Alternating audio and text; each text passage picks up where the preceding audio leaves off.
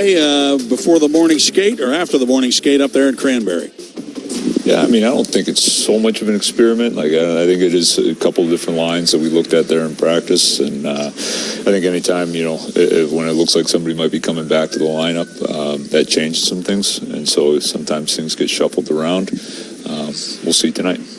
Yes, and here's what we see. He said we'll see tonight. So this is the lineup for the Penguins tonight with Gino coming back after missing 15 games. Gino will not be on that line between Mantha and Brazeau. Tommy Novak remains there.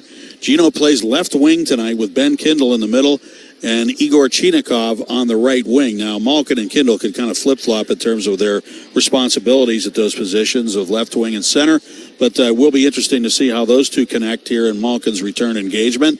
By the way, the Penguins 6-5-4 without Gino. And what I think is interesting here, the Penguins have 6 wins without him, right? 5 of them have come since Lizotte came back, the 5-game winning streak. So theoretically, with Gino and Lizotte both out of the lineup, the Penguins were 1-5-4, and they haven't been very good with just Gino out. So, but with Lizotte in, I say that? Let me repeat that. They've been very good with just Gino out and Lizotte back in at 5-0. So that's how much he means to this team. We'll be back with more in a moment on the Penguins Radio Network presented by S&T Bank. Penguins theme nights are back at PPG Paints Arena, and this year they're bigger than ever. Fan favorites return, including Pucks and Paws, Star Wars Night, and Grateful Dead Night. Plus, we're adding exciting new nights you won't want to miss. Standout nights include Ugly Holiday Sweater Night, Mr. Rogers Neighborhood Day, Margaritaville Night, Country Night, and Peanuts Day. Ticket packages with exclusive gift with purchase are available now while supplies last. Check out the full lineup and secure your seats now at PittsburghPenguins.com/promotions. Penguin season presented by UPMC. Hey, Pittsburgh fans, this is Phil Bork. In hockey, big goals cause big momentum shifts. As we all know, our Penguins have scored a lot of big goals. As a founding partner of the Penguins, PPG also likes big goals and is pursuing them off the ice to better the Pittsburgh community and the world. Together with the Penguins, PPG increases access to free STEM education through the annual Science at Play and Sticks and STEM events at PPG Paints Arena. We like big goals because when we score them, we all win. Now that Baird and Heffron-Tillotson are one, we're proud to call Pittsburgh home. And with 8 locations in the region, we're even prouder to be helping so many of our neighbors build secure financial futures. From our big picture global perspective and business expertise, down to the personalized master plan we'll create based on your unique goals and dreams, your financial security is our first priority. Discover the Baird difference. Visit rwbaird.com/Pittsburgh. Robert W. Baird and Company, Incorporated, member SIPC. Just like defensemen have to protect the crease, you have to protect the paint of your car. Mr. Magic Car Wash is offering a free Paint Protect wash valued at $25 to all new customers. Visit MrMagicCarWash.com to redeem your free wash today. 2 things you can't argue: everyone loves free, and everyone loves chocolate chip cookies. Get to the Penguins mobile app and grab your offer for a free chocolate chip cookie from select Crumble locations on any Penguins home game day. From Crumble, official partner of the Pittsburgh Penguins. This is the Pittsburgh Penguins Hockey Network. This copyrighted broadcast is the property of the Pittsburgh Penguins. Any rebroadcast or reproduction of all or part of this broadcast, or any descriptions or accounts of this game therein without the express written consent of the Pittsburgh Penguins is strictly prohibited.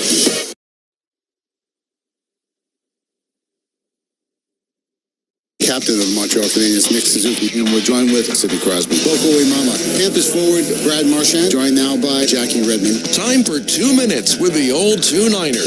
Brought to you by your Pittsburgh area Lexus dealers. Experience amazing. Welcome to the old 2-Niner. Pens and Devils tonight. We're joined now one of the newest members of the Pittsburgh Penguins, Igor Chinikov.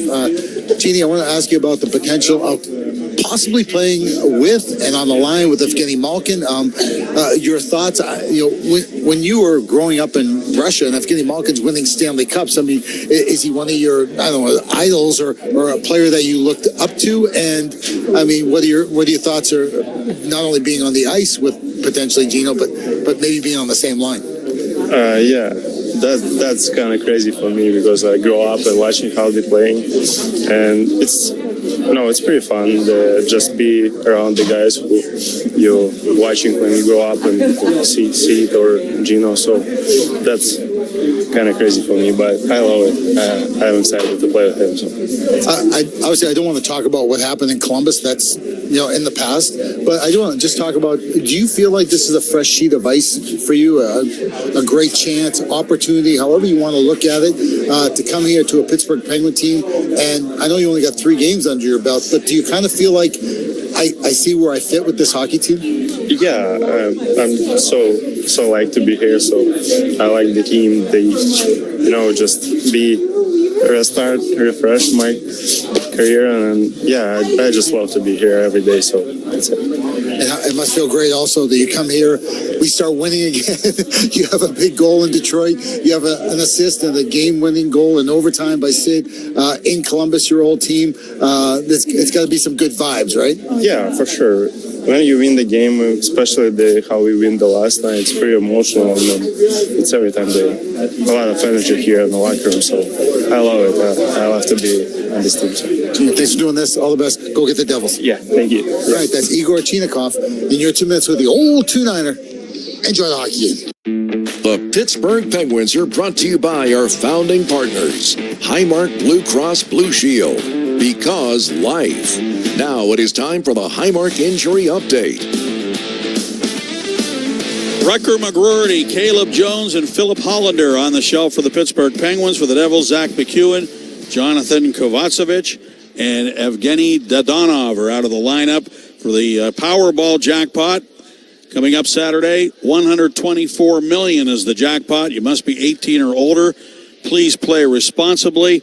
It benefits older Pennsylvanians every day. You can play at your local retailer or online. The Powerball jackpot, $124 million. Joe Brand and the old 2-9er standing by to bring you the Penguins and the Devils of the Penguins Radio Network, presented by S&T Bank. Ford F-Series are the best-selling trucks in Pittsburgh for 11 years running. So it's no wonder that Pittsburgh's favorite hockey team choose Ford as their go-to vehicles. Yep, that's right. Your favorite team meets our favorite team. That's a stacked roster if you ask us. Ford, the official car, truck, and SUV of the Pittsburgh Penguins.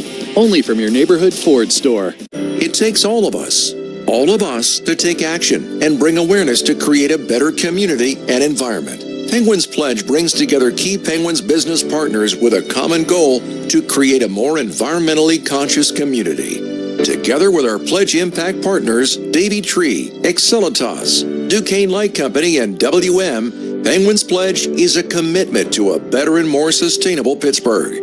Learn more at pittsburghpenguins.com/Penguins Pledge. Let's pause 10 seconds for station identification on the Penguins Radio Network, presented by S&T Bank. The best hockey lives here. Back to Rick. Sirius XM NHL Network Radio. Since FNB has been the official bank of the Pittsburgh Penguins, we've realized our teams aren't that different. We both have great checking, at home and on the road. With FNB's league-leading banking app, you get access to a deep lineup of checking accounts.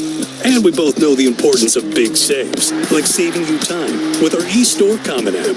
One application for all your goals. Can your bank do that? Find out at fnb-online.com/eStore. FNB, member FDIC.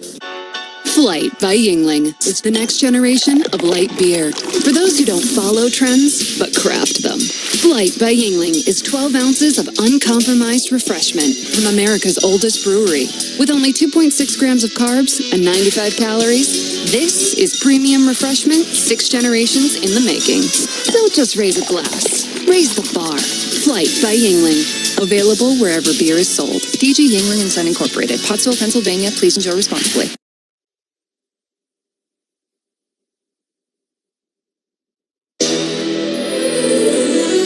It's a hockey night in Pittsburgh. Crosby centering pass. Malkin trying to get a couple jabs at it. He shoots and scores. Crosby backhanded pass. Front score from Sidney Crosby. Oh, get in the fast lane, Grandma. The bingo game is ready to roll. The Pittsburgh Penguins Radio Network proudly presents Penguins Hockey. The Penguins Radio Network is presented by S&T Bank and brought to you in part by Number 1 Cochrane. Go one better. By IC Light. By McDonald's, providing you the official burger of the Pittsburgh Penguins. By Get Go Cafe and Market. Get Go, where the Pens go. By Coca-Cola, founding partner of the Pittsburgh Penguins. By Clearview Federal Credit Union, helping people enjoy a better life. And by Indra Energy, an official Penguins Pledge champion partner. Penguins Hockey on the Radio begins now. The Penguins return back home well rested. They have their Machino back, and they're riding a strong winning streak that's brought them back into a playoff spot. But nothing is guaranteed in the sport of hockey, and the New Jersey Devils come into town desperate for a win. Welcome in, Penguins fans, and welcome back to PPG Paints Arena alongside the old 2-9er Phil Bourque. I'm Joe Brand, and Borky, Evgeny Malkin is back after missing the last 15 games. The Penguins have definitely missed him, and they've especially missed his line as well with Justin Brazeau and Anthony Mantha. Malkin's back. He's not on that line. He is with Ben Kindle and Igor Chinakhov, so a new look there. Almost maybe some spreading of the wealth offensively for the Penguins. It looks good on paper. We'll all see what happens and what unfolds tonight here against the Devils, though. Yeah, good to be with you, Joe. And you're right. How things have changed for the Penguins. They look bleak. They look dire. They've lost 8 in a row, 9 of 10. We're like, oh my goodness, we are just dropping to the bottom of the Eastern Conference. And you catch a little break out of the break. I mean, you hear teams talk about, we're just going to, we're going to hit the reset button. I mean, the Christmas break is a good time for it to come. And it was, because the way they came out and played that first game in Chicago, and they have been rolling since. It's pretty remarkable that you're able to turn things around, but you can't let anything slip through your fingers here. We played this team in November. They were buttoned up pretty good, right? Now, this is a different New Jersey team, and you're right. Evgeny Malkin, boy, he's been galloping Gino, right? He has been Gino Machino, and you thought you had depth in your organization, but not to the kind of depth that you needed to replace him. You can say the same thing about Blake Lizotte, right? When he went out, it was a noticeable difference in the Penguins lineup. But get back to Evgeny Malkin. You're right. I think that Tommy Novak has played so good between Anthony Mantha and Justin Brazeau that, okay, let's see if we can continue that to stay where it is. Because if Gino can play the wing with Ben Kindle and with Igor Chinakhov, now we got 3 lines that could be cooking with gas. That makes us even more dangerous. It could be so easy. If Novak's not going on that second line, it's so easy to take Gino, put him back up there, take Tommy Novak and put him down with Ben Kindle. That's an easy one, right? But let's see how it goes early here with Evgeny Malkin playing the left wing with an 18-year-old Ben Kindle and a comrade on the other side in Chinakhov. When the Penguins were going through all their absences, there was so much talk about specific roles being missed on certain lines. There was a big turnaround when Blake Lizotte returned. There was a big turnaround when Justin Brazeau returned. Yeah. So obviously the return of Evgeny Malkin could be huge for this team. But let's talk about the other team, the New Jersey Devils, who you mentioned earlier, were buttoned up earlier this year. Now all of a sudden there's a ton of drama at the Rock. They're coming off a 9-0 loss to the New York Islanders earlier this week. They're just 2-5-1 in their last 8 games. Jack Hughes hasn't scored in 7 games. They're booing his brother over at home. This is an important game for them, and kind of an important game for their coaching staff, I think, too. Yeah, coming off that 9-0 loss to the New York Islanders, you would think that they're going to try to bounce back, right? That's just human nature, right? You want to quickly get back on the ice and redeem yourself. But what if? What if the Penguins score early first? What if they go up 2-0? Well, thank you, New York Islanders. You have already, put in the seed of doubt inside the head of the New Jersey Devils. I'm really curious to see how the Devils come out, considering how bad they lost, how things have gone sideways for them. And you're right, the crazy injury in a steakhouse or in a restaurant, whatever, in Chicago. In Chicago, Joe, of all places, that somebody would get stuck with a knife. Go figure, right? Anyways, you're right. This is a team that lost the first game of the regular season, then they won 8 straight, and now they're 14-18-2 since. So which Devil team are we going to get here tonight? I'm really curious. With Malkin coming back, the Penguins going to get a lift, after a 9-0 shellacking to the Islanders, and you got Jake Allen in goal for the New Jersey Devils. I'm really curious to see which team gets a bigger lift. You're not helping the narrative for crime in Chicago, but we'll get on more on that later. You mentioned good starts. The Penguins are outscoring their opponents right now 12-4 in the first period during this 5-game winning streak. They've scored first in all 5 of those games. It's a big reason why the Penguins have gotten off to such good starts. It came right out of the gate in Chicago with a 4-0 lead over the Blackhawks. The following game, a 3-0 lead over the Carolina Hurricanes. They've gotten off to very solid opening 20 minutes, and it's helped this team kind of coast the rest of the way through, or at least get back to the traits that's helped them win so much. Yeah, 3 things for me, Joe. Number 1 is the Penguins are playing the game the right way. Right? They're back to that blueprint. They're not just winning games, they're winning games the right way. And what I mean by that is they're generating that offense that you're talking about from strong defensive play, number 1. Number 2, the offense is spread out again. Right? We're getting goals. We don't know who we're going to get the goals. Like, we couldn't say that so much before. Sure. We had a feeling it was going to be probably the top 6 guys, earlier on this season. And now you're getting goals like you did in October when you went 8-2-2, really throughout the lineup. Maybe it's going to be Achari again. Maybe it's Lizotte tonight. Maybe it's Kindle, right? You've got a balance in that lineup. And the third thing, goaltending, right? Because you talk about those numbers of the Penguins being good early on in the first periods. A big reason why is the other team has got really good opportunities early on, and the Penguins goaltender has made that save early on to allow the Penguins to get that footing and get going. All right, pal. It's been a long 3 days. Good to be back with you. Same. Let's go. Keep it going, man. That's the old 2-9er, Phil Bourque, as the Penguins are going for a 6-game winning streak. It'd be their first since 2022. Speaking of Blake Lizotte, how about this stat for you? The Penguins are 19-7-6 this year with Blake Lizotte in the lineup. Another big reason why his absence was so detrimental for this team. Another factoid with the Penguins in the first period. They have gotten 5 first period goals from their captain, Sidney Crosby, in the last 6 times that he has scored. The one outlier, the overtime game-winning goal against the Columbus Blue Jackets on Sunday. That's his only non-first period goal the last 6 times that he has scored. It's time for our starting lineups, which are presented by Clearview Federal Credit Union. As Dan Muse goes with the top line once again of Ricard Raquel, Sidney Crosby, and Brian Russ. The defensive pair to start tonight's game will be Brett Kulak and Chris Letang. Stuart Skinner makes his 29th appearance on the year and looking for his 3rd win with the Penguins. He makes his 4th appearance against the New Jersey Devils in his career. For Sheldon Keefe's New Jersey Devils, he goes with the line with their captain. It starts with Jack Hughes and then the captain Nico Hischier along with Jesper Bratt. Top defensive pair to start this one, Luke Hughes and Brett Pesce, with Jake Allen in net for the New Jersey Devils here tonight against the Penguins. Pens come into this game 19-12-9, currently holding the 2nd wild card spot of the Eastern Conference. The New Jersey Devils 3 points behind the Penguins in both the Metropolitan Division standings and in the wild card as well. The Pens being solid here at home, 9-6-5, currently winning their last 3 games here at PPG Paints Arena, and 7-1-3 in divisional play. That's definitely helped them as of late. Some sad news to report as the passing of Jack McGregor, founder of the Pittsburgh Penguins and former state senator of Pennsylvania, has passed away. Obviously, the Penguins will be recognizing Jack McGregor for him and his efforts for their existence in the NHL. Let's send it over to the PA address announcer, Ryan Mill. On January 6th, the original founder of the Penguins franchise, Jack McGregor, passed away at the age of 91. Jack, a native of Katanning, was steadfast in his belief that Pittsburgh deserved a big league hockey team. The NHL's expansion into Pittsburgh would catapult the revitalization of the city, and Jack's Penguins wove themselves into the fabric of Western Pennsylvania.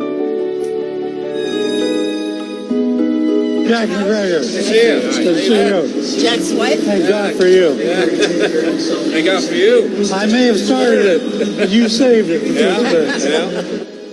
I had a lot of even close friends for months after announcing that we were going to go after National Hockey League franchise for Pittsburgh. Tell me I was out of my mind. Jack, you're overreaching. Pittsburgh is not a big league hockey town. And it's been very satisfying to see those prophets proven false.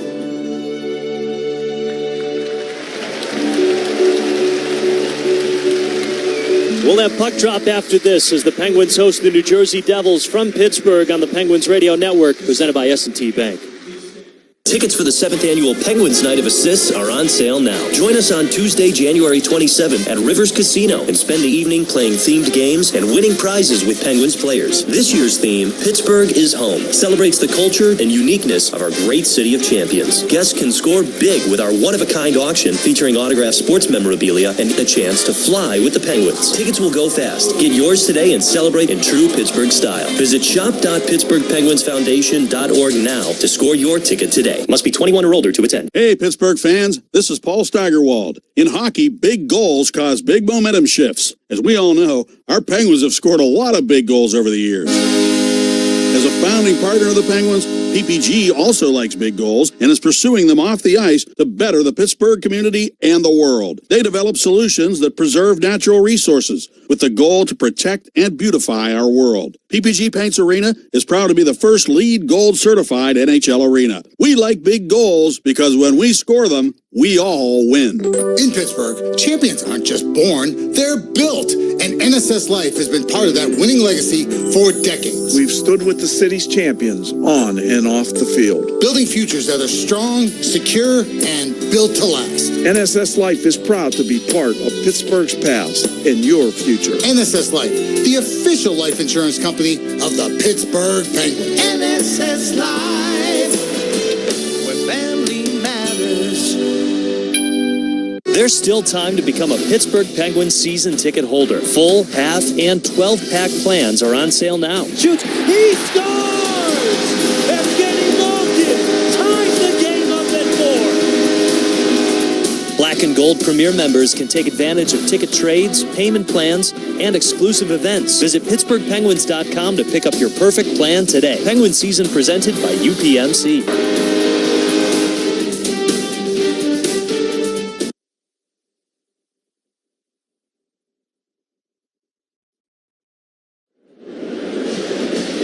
We're all set for hockey here at PPG Paints Arena in Pittsburgh, Pennsylvania, as the Pittsburgh Penguins look to make it a 6-game win streak. They're hosting the New Jersey Devils tonight here in Pittsburgh. It's the second matchup of this season series. First game going to the Devils in a shootout. That was back in early November, where the Penguins were continuing their shootout woes. They are now currently in the second spot of the wild card standings in the Eastern Conference, and they've got Evgeny Malkin back in the lineup after missing the last 15 games. Last time Gino played was in Tampa Bay. He scored 2 goals in that game. He's picked up 5 points in his previous 2 games, but he does return to the lineup for the first time in over a month. Dan Muse starts with the top line of Ricard Raquel, Sidney Crosby, and Brian Russ. Sheldon Keefe continuing with the top line of Jack Hughes, Nico Hischier, and Jesper Bratt. Penguins in their alternate gold third sweaters attacking from left to right with Stuart Skinner in net. The New Jersey Devils in their road white sweaters attacking from right to left. Jake Allen is in between the pipes for the Devils. We go down to center ice, drop of the puck. We're underway as the Devils win the draw. Opening faceoff is brought to you by number 1 Cochran Club 1 Rewards. Earn points and save money with every dollar spent on service. Fire it towards the net, but Chris Letang pokes it away, and the Penguins sweep it down into the Devils' end. It's raced down by Pesce on the far side of his own end. They'll play it off the end wall to Luke Hughes to pump it around the near boards. Now Hischier with some speed in the Penguin zone. Coughed up the puck. Kulak sends it the other way for Brian Rust. He cruises over the Devils' line to the far circle. Lost the puck as New Jersey will take it right back. Jack Hughes side skates over to the near side of his own crease. Now brings it up towards center ice. Chips it down to the Penguins' end far corner. Played off the end boards by Kulak. He'll dump it down to the near corner for Chris Letang as Malkin kicks it out, but coughed it up to Timo Meier. Far circle, shot coming, shoulder save by Stuart Skinner to deny Arseny Gritsuk of a wrister at the far circle. Well, there's your big save early on right there. And guess what? The Devils have come to play. Penguins trying to work it back into the Devils' zone. Erik Karlsson will sweep it around the boards, but Allen in behind his net accelerates it over to the far side for Dougie Hamilton. Now sent over to Siegenthaler. He cruises through the neutral zone, dumps it into the Penguins' end, rolls along the boards to the far half wall. It's loose. Kindle trying to swoop it out of the way. And he pitched it over to Malkin, but now coughed up again. Devils wrist is shot wide. Played by Gritsuk in the corner at the goal line. Centering pass on the doorstep was Mercer, but it just went wide. Now Wotherspoon picks up the loose puck, brings it over to the far side. He'll dish it over to the near corner for Erik Karlsson. Penguins are just trying to play keep away right now, but Mercer hunting for the puck. Now a stretch pass up ahead looking for Brazeau. Angled off his stick, out of play.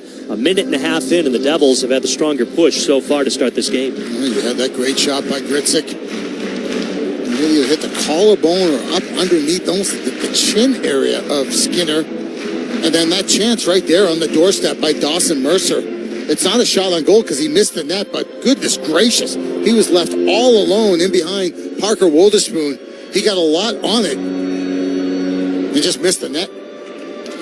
Again, the Penguins have scored first in every game of their 5-game win streak. They're outscoring their opponents in the first period 12-4. New Jersey is being outscored in the first period 33-46, but the Devils have had the stronger push. Nearly the first 2 minutes, the Penguins ice it down. 18:09 still to go in this opening period.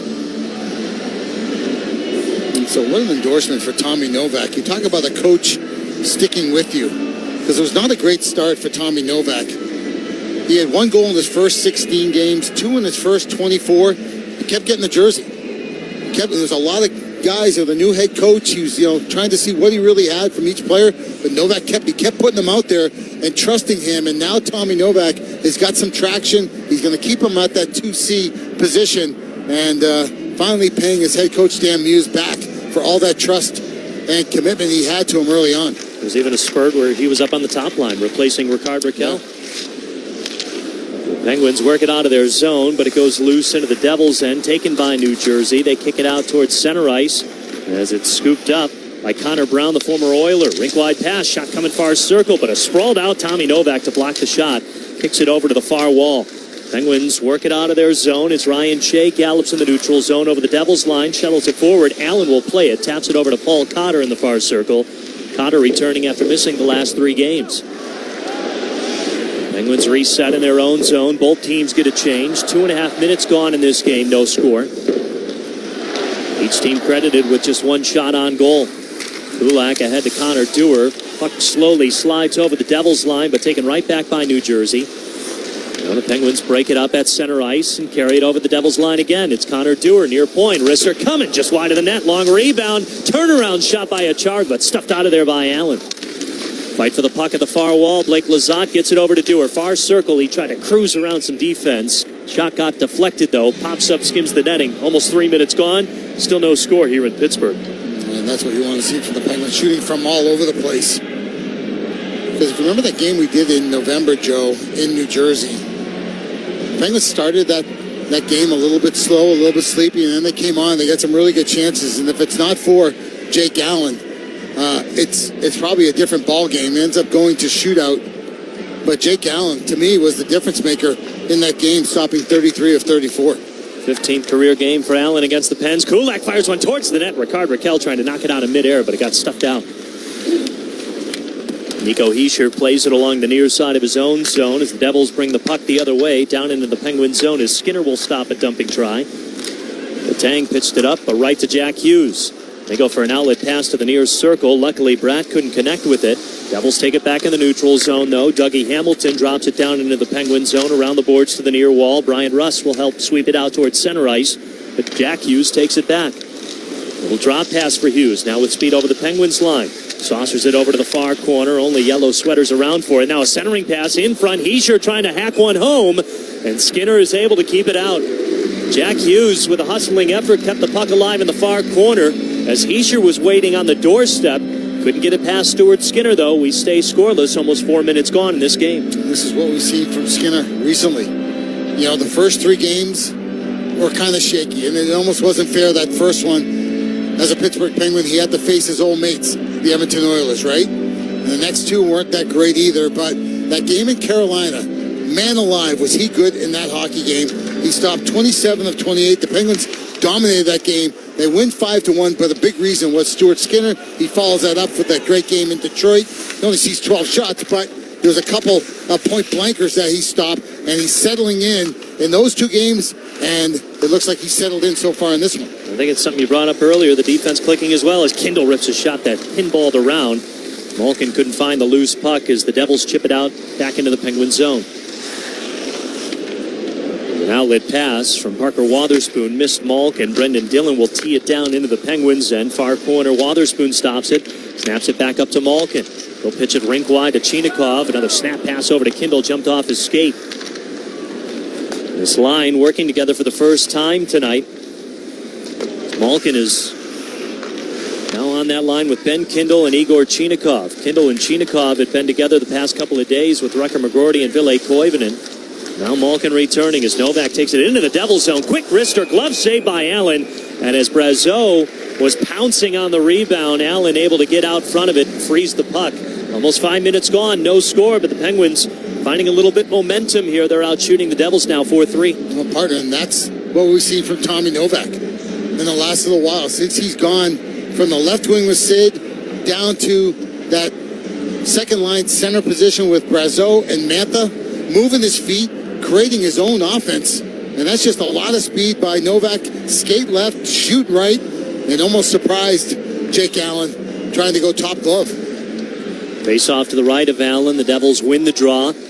Bringing it behind his net, flip it out towards center ice. As it's chased down by Ryan Shea. Back skating in his own zone. Plays it ahead to Mantha. He couldn't handle the pass as Paul Connor will sling it back down into the Penguins' end. Skinner stops it in behind his net. Got it to Jack St. Ivany. Played ahead to Ryan Shea. Takes his time before sending it all the way down to the Devils' end. No icing, though, as Mantha keeps it alive at the near half boards. Took Cotter down, but the Devils pull the puck out. Saucer it down to the Penguins' end near corner. Skinner will keep it aside for Ryan Shea as both teams get a change now. Penguins have won their last 3 games here at home. And they're on a 5-game win streak entering tonight's game, looking to make it 6.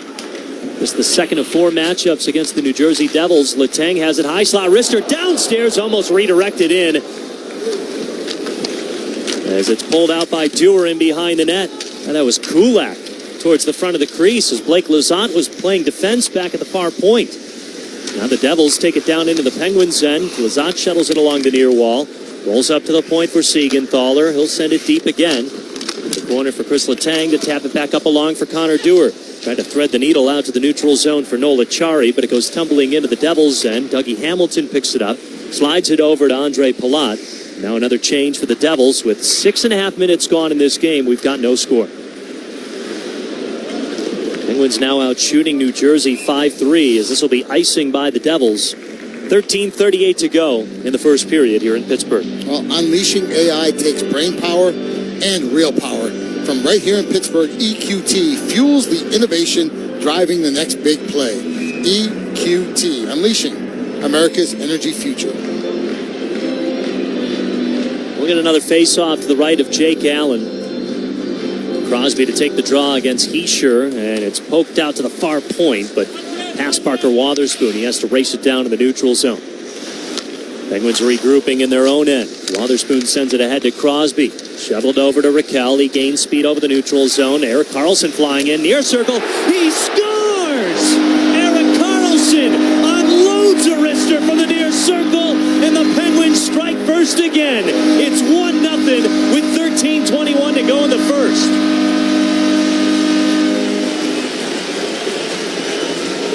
Goodness gracious. You have to get a permit to carry this kind of gun. Erik Karlsson, that is sick. Where he shot this puck from, there's not much room. I don't know what else Jake Allen could have done. This is from down the right wing, just below the circle, the dot. And he just flicks the wrist, and it goes upstairs, short side. It might have grazed the top of the collarbone or shoulder, but Erik Karlsson, what a ridiculous wrist shot. It's 1-0 Penguins. You're right, Borky. The more he cruised into the circle, the less room Jake Allen had to give, I should say. Yeah. And somehow he still was able to thread the needle there. So 1-0 Pens. They strike first for the 6th straight game. Here's a blast about the far circle. Big pad save from Stuart Skinner as he denied Simone Nemeth. Devils poke the puck back into the Penguin zone. It's retreated by Jack St. Ivany. He'll snap it over to Ryan Shea. He drops it back to Evgeny Malkin, who works around Shea. Now got it to Kindle, his new line mate. Saucer pass to Brazeau, near circle, down to the corner for Malkin. He'll flip it up to the point, race down on a hustling effort from Chris Letang. Back to Gino, back to Letang, below the goal line, flips it up far circle. Malkin to the crease, back to Kindle. In the slot again, he'll take it over to the near half wall. Turnaround shot goes right to the feet of Cody Glass, the former Penn. It's chipped out towards center ice. Connor Brown taps it forward. Paul Cotter pokes it down to the near corner in the Penguin zone. Gets it away to Cody Glass. He'll keep it alive on the near side. Siegenthaler at the point. Rister coming. Got deflected from traffic in front. Pops up. Skims the netting out of play. And we go to our first break. 12 minutes to go in the first period. And Erik Karlsson breaks the ice. So 1-0 lead for the Penguins. You're listening to the Penguins Radio Network, presented by S&T Bank. On the ice, playing smart can sound like this. And in the grocery store, shopping smart will sound like this. At Shop and Save, you can have a game-winning meal plan with essential everyday Culinary Circle and Stone Ridge Creamery products. Stock up on our store brands and rack up your pump perks to redeem at 140 participating Sunoco locations. Shop, save, enjoy life. Hey, Pens fans, Colby Armstrong here. As the official security partner of the Pittsburgh Penguins, the local team here at Vector Security is committed to protecting homes and businesses throughout southwestern PA. They are headquartered here. Their families eat, shop, and go to school and church in our communities. So they have a vested interest in keeping the homes and businesses of our neighbors safe and secure. Visit vectorsecurity.com/pens for a free security assessment that will address your unique needs. That's vectorsecurity.com/pens. Do you know an educator that goes above and beyond for their students? Highmark and the Pittsburgh Penguins want to celebrate the educators who make a difference every day. Nominate an outstanding educator for the Highmark Most Valuable Educator Contest for their chance to win the ultimate away game trip, including round-trip flights, a 2-night hotel stay, and tickets to see the Penguins take on the New York Rangers at Madison Square Garden on February 28th. Nominate your favorite educator today at pittsburghpenguins.com/contests. That's pittsburghpenguins.com/contests.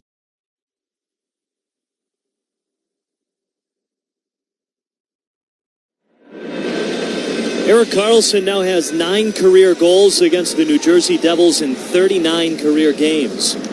He gets the Penguins on the board here in the first. They lead 1-0, 12 minutes to go in the opening period. And there's that balanced attack, right? We talked about the fourth line chipping in, the third line chipping in.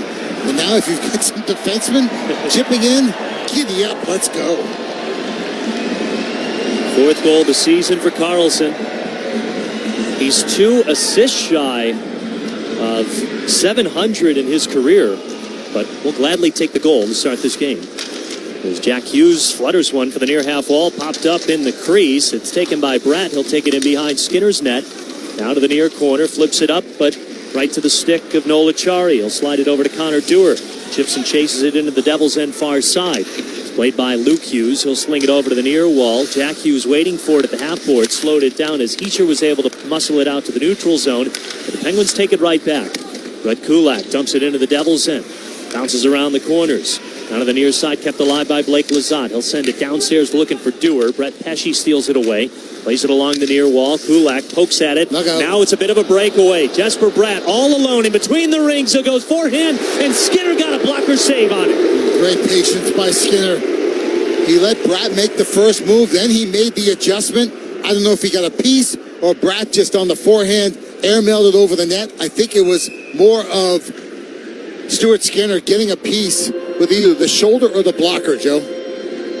Well, like you said, his initial movement to kind of force Bratt into that move. Take another quick look at it. Still tough to tell from that angle. Either way, great confidence from Stuart Skinner. Yeah, and just a malfunction at the junction as Penguins had 3 players out at the blue line in that dangerous 5-foot area, and it got stuck in the feet of Noel Acciari. As he spun around to look for the puck, he threw it out into the neutral zone, and Bratt was off on a 100-foot breakaway.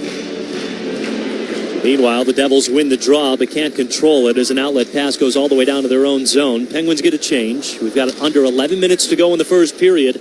Penguins lead 1-0 thanks to Erik Karlsson. Devils dump it down to the Penguins' end. Erik Karlsson now shovels over to the far corner for Wotherspoon. Played ahead to Russ, now to Raquel in the neutral zone. He gets it over the Devils' line, far side, at the circle, towards the goal line. Stops him behind the net. Quick shot from Brian Russ, the trailer, and it got deflected, popped up out of play. 10:34 to go in this first. Penguins still lead 1-0. Now you can maybe get the next one and you start chipping away at that. Yeah, it looks like the blocker, right, Joe? We're getting, as I'm talking, I'm seeing 3 replays. It was the blocker. Just great patience and positioning by Stuart Skinner on the breakaway. Just to finish my thought, the New York Islanders planted that seed a couple nights ago, putting a 9-0 win against these New Jersey Devils. Now you got the first goal. Now that's 10 straight, right? So now that's in the back of their head. It's there. They want to deny it, but it's there. Carlson with a nice move around Connor, a wrister, and a shoulder save from Jake Allen. Puck goes rolling to the corner. Penguins keep it alive. Carlson sends it hard off the end boards. Crosby tried to get the rebound, but couldn't. Spun back around the boards. Penguins have it. Russ at the near corner. Carlson, one-timer, deflected in front. Now tumbling puck to the far side. Sid can only sweep it up to the point for Wotherspoon. He had to pinch down to touch it. Cody Glass can't knock it out of midair. Crosby went for a pass to Raquel. That went off a Devil's skate. That's now pumped out towards center ice by New Jersey. Parker Wotherspoon recollects. He ices it down all the way into the Devils zone. 9:47 to go in this first. Penguins with a 1-0 lead. Interested in an estimated annuity of $199 million. Well, that's what tomorrow night's Mega Millions jackpot is up to. Yeah, an estimated annuity of $199 million. So don't forget to play at your local retailer or online. And the Pennsylvania lottery proceeds, they benefit older Pennsylvanians every day. You got to be 18 or older, and please play responsibly. Mega Millions, $199 million. Imagine that just being dumped into your direct deposit every single year. Luke Hughes with a quick wrister from the near point. Angled out as Nico Hischier tries to keep it alive along the far wall. Got wrapped into the boards by Parker Wotherspoon. Ricard Raquel will sling it all the way down. That was Crosby, actually. Another icing by the Penguins with 9:31 to go in this first. Well, I can't stress it enough. The saves by Stuart Skinner early on here. Arseny Gritsik had an unbelievable chance early on. Dawson Mercer on the doorstep ended up missing the net. But then you have the dangerous Jesper Bratt on a clear-cut breakaway, and Skinner stops him with the blocker. Penguins work it out of their zone. They can finally get a change. Everyone was out there for at least a minute and 27 seconds. They dump it down to the Devils' end. Chinakhov keeps it alive in the corner. Malkin waiting below the goal line. He's got it. Snapped it up. Looking for Chinakhov just under his stick in the circle. But a hustling effort keeps the puck alive for the Pens. Chinakhov again in the slot to the far circle. Almost drew a penalty. Keeps the puck alive in the corner, though. And now it's poked out by New Jersey to the neutral zone. Brett Kulak sends it quickly ahead to Malkin. Tapped it over the Devils' line. Collected by Brett Pesce in the near corner, though. Flipped along the far wall up to the point. Good effort. Kulak kept it alive, though, down to the far corner in the Devils' end. Chinakhov fighting for it, swings it over to the near boards. It's taken by Jack Hughes. He had some momentum, but then curled around. Now he takes it himself over the Penguins' line. Taps it over to the far circle for Nason. He'll send a rink wide, rather off the end boards to the near corner. Siegenthaler, a quick shot, saved by Skinner. Rebound tumbles in behind the net. New Jersey keeps it alive. Palat at the half wall, sends it down to the corner. Kulak trying to work around Stefan Nason. Still digging for the puck in the near corner are the Pens and Devils. As it goes to the stick of Palat, near circle, towards the slot. He loses it. Chinakhov takes it the other way. He's outnumbered 2-on-1, so we'll flutter it down to the Devils' zone. It's a really good shift there for Ben Kindle. At the end of the shift there, he makes a strong defensive play, stick on puck, allowed the Penguins to clear the zone, and for him and his line mates to get a clean change. Penguins lead 1-0. They're out shooting New Jersey 7-6 with 7:45 to go in this first. Anthony Mantha cruises into the Devils' zone, but coughs it right up. It's taken by Gritsuk. Now stolen by the Penguins yet again. They have to regroup in the neutral zone. Mantha went for a backhanded pass for Novak off the wall, but it was taken away by New Jersey. They'll reset in their own zone. Send it ahead looking for Timo Meier. Goes right on net, though. Skinner with the stop and sweeps it over to Ryan Shea. Penguins wheel it out of their zone. Novak to Mantha. Went for a snap cross-ice pass to Brazeau. And now it's taken by Novak over the Devils' line at the far circle. Got it to Brazeau. He shovels one towards the net. Couldn't go. And now it's pawed down by Meier at the near corner. Justin Brazeau takes the loose puck. And coughs it right up to Gritsuk. He'll bring it out towards center ice. Take it over the Penguins' line high slot. Meier now over to Nemitz. Wrister coming in a save from Stuart Skinner. Devils still with the puck. It's Timo Meier in behind the net. It gets poked out of the way by Jack St. Ivany. They fight for it in the far corner. A couple of Devils surrounded around St. Ivany as Tommy Novak will swat it down to the Devils' end. That'll be icing by the Penguins with 6:44 to go in the first. Penguins lead 1-0. Well, I'll be honest with you. I didn't know what to expect with Evgeny Malkin coming back after missing 15 games with the upper body injury and putting on a wing position. But what I've seen so far, I like. Ben Kendall looks good. He doesn't look intimidated playing with Gino. Yep. Also, he's another new winger on the other side in Chinikov. And then the other part, Tommy Novak. Looks like he is continuing to step his game up to bring the balance in the Penguins' lines. It honestly reminds me of the beginning of the Rucker, McGroarty, Ben Kendall, Chinikov line where the chances were there. You could see their minds moving and going to the right types of passes, but just missing little spots, whether it's a pass or a shot. So if they're able to finish it off, could be a good look so far. Paul Cotter keeps the puck away from the Penguins in his own zone. Luke Hughes over to Brett Pesce. He scoots through the neutral zone, gets it over the Penguins line. Devils are offside. 6:19 to go in the first period, and the Penguins still working with a 1-0 lead. Thanks to Erik Karlsson. You're listening to the Penguins Radio Network, presented by S&T Bank. The best of live sports talk are on Sirius XM. Weekday mornings, hear Dan Patrick at 9 on NBC Sports Radio, Channel 85. Running backs are the best supporting actors. They can't win Best Actor. At 1, it's the Stephen A. Smith Show on Mad Dog Sports Radio, Channel 82. Check me out for my passionate, unfiltered take on the world of sports. And then at 3, it's the Mad Dog, Christopher Russo. Anybody you ask knows I'm 100% right. Hear from legends of the game, only on Sirius XM and the Sirius XM app. I love it. Just talk. The Power Play with Steve Koulias. If you're 500 right now, you must play over 600 hockey. How many of these 600 teams are sustainable? At the very end of the day, playing musical chairs, there's only going to be a few spots and way too many buts. And the teams that lose will make but. And I think for some teams, the math is already not on their side. The Power Play with Steve Koulias. Weekdays at 3 p.m. Eastern on NHL Network Radio, Sirius XM 91, and the Sirius XM app.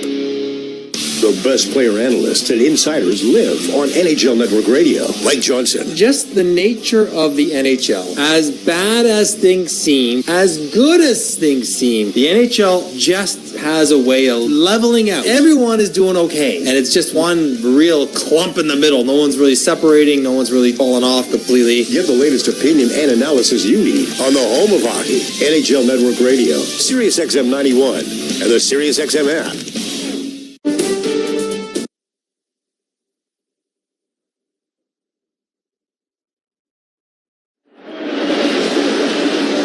Penguins still working with a 1-0 lead over New Jersey, thanks to a goal from the defenseman Erik Karlsson. New Jersey now out shooting the Pens 8-7. 6:19 to go in this first period. We'll get a face-off at the near left dot in front of the Penguins penalty box. Now, the last 5 goals the Penguins have from a defenseman has been either off the stick of Erik Karlsson or Chris Letang. You have to go back to November the 26th. There was a game here against the Buffalo Sabres. Matt Dumba got the party started. That's the last defenseman besides Karlsson or Letang to tickle the twine. Wow. Big one from Letang, too, with the overtime game winner in his 1,200th game. Penguins here at home. We're in that 5-game win streak. Penguins on it right now with a 1-0 lead, under 6 to play in this first period. Blake Lizotte in between the penalty boxes will sling it down to the Devils' end. Rolls from the near corner to the far one. Achari staples Hamilton into the boards on the far side, but New Jersey still comes away with the puck. Here's Brad with a centering pass kicked out of there by Chris Letang. Now Hughes a quick shot from the near point. Kulak snipes that one away. Blake Lizotte trying to hustle into the Devils' zone, but Brendan Dillon pokes the puck free. Now Kulak race into the Devils' zone. Outnumbered by too many white sweaters, he couldn't keep hold of it. Simone Nemeth will pitch it along the near wall. Hustling Brian Russ couldn't keep it alive in the Devils' zone. It's chipped out towards center ice. Devils take it back. Near circle, it's Mercer. Wrister, and a side save by Skinner. Oh, man, that was a rocket by Mercer, and it hit the kind of the bicep, shoulder bicep area of Stuart Skinner. Another huge save by Skinner to keep it 1-0 Penguins. It was the arm of his glove hand, but didn't hit his glove. Under 5 to play in this first period. Penguins still lead 1-0. Brett Kulak receives a pass from Crosby, takes it to the neutral zone and tees it down into the Devils' end. Around the boards as Crosby wraps up Mercer. Russ comes away with the puck near side. Over to the far side now with the circle. Shuttles it up to St. Ivany. He unloads just wide of the net. He was looking for the stick of Evgeny Malkin. That was not a shot intended to go on the net. He was trying to go backdoor to Evgeny Malkin, who got away from his check. Dumped back into the Devils' zone, though. 4:20 to go in this first. Penguins lead 1-0. It's pitched over to the far side. That Brett Pesce will dump it out to the neutral zone. Tumbling puck that St. Ivany quickly steers over to Shea. Here's a turnover by the Penguins and a backhand shot kicked out of there by Skinner. The Shea pass hit the skate of Ben Kindle and run right to the Devils, and another big save by Skinner. It was Connor Brown picking up the loose puck for New Jersey. Stuart Skinner has come away with 10 big saves against the New Jersey Devils. Penguins still lead 1-0, under 4 to go in this first period. As Jack St. Ivany muscles the puck away from Paul Cotter, but then takes it offside for the Devils. 3:47 to go in this first. Penguins still working with a 1-0 lead here in Pittsburgh. You're listening to the Penguins Radio Network, presented by S&T Bank. Spotting the perfect fit is kind of your thing. So when it comes to finding a used car, start your search at FordBlueAdvantage.com and find the perfect certified pre-owned vehicle at your local Ford dealer. One that comes with serious perks, like a thorough inspection, a Ford-backed warranty, even a Carfax report. Because you know what they say, the best finds are the ones that feel made for you. Ford Blue Advantage, used car buying that's built for you. Available at participating dealers only. See your dealer for details and limitations. It takes real beer to quench real thirst, to give you real satisfaction. Iron City Beer is the perfect result of the skill and knowledge developed through 164 years in the business. Go on, grab one. The Pittsburgh Penguins and Mitsubishi Electric have teamed up to transform the game day experience with the new state-of-the-art Diamond Vision video display system. See this display in action and find out why they are known as the makers of amazing by visiting MitsubishiElectric.com today.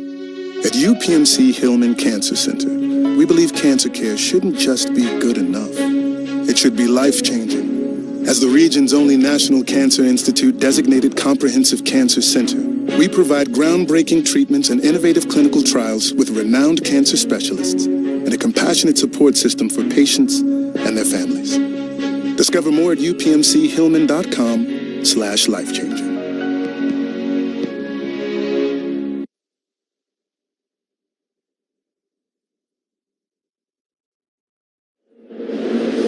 Penguins still working with a 1-0 lead over the New Jersey Devils. 3:47 to go in this first period. Penguins being outshot 10-7. New Jersey has had a few opportunities on some Penguins mistakes, couple of turnovers, but Stuart Skinner has come up big in this first period. I mean, if you have to describe it, he looks big, he looks comfortable, he looks relaxed, in control. Right, Joe? There's an aggressiveness to his style, but it certainly doesn't look like it's something he's trying to force. He's made a few aggressive saves, but they've all looked very well composed. He's just, like you said, very comfortable out there right now. The Devils have it in the Penguins zone again. Siegenthaler tries to rim it around the boards. It's cut off at the near corner. Penguins work it out of their zone. Hustling Tommy Novak sends it ahead to Mantha. Tried to knock it out of midair, but it went too much momentum on it. Jake Allen steered it over to the far side. Penguins fight to keep it alive. Siegenthaler rolls it along the end boards. Brezzo pokes it over to Carlson near corner. He'll shuttle it up top to Wotherspoon at the near point. Had some trouble with it, still sends it deep. Wotherspoon to Brezzo in the corner, up along the near wall again. Now it's taken by Dougie Hamilton. He'll make a U-turn and bring it up towards center ice. Penguins lead 1-0 with under 3 minutes to go in the first period. Jesper Bratt, who was denied on a breakaway by Stuart Skinner early in this period. The Devils bring it back into the Penguins zone. Rink-wide pass to Nemitz, bounced off his stick. Rung around the boards that Carlson will pick off in behind Skinner's net. Flips it over to the near side, but Jack Hughes picks it up. Trying to go for a centering pass. Got broken off by the Penguins. Hughes still with it. Far circle as Crosby takes a couple of whacks at it for the puck. Spun it up the near wall, but Nemitz will grab hold of it in the neutral zone. See what Sid just did there to Hughes?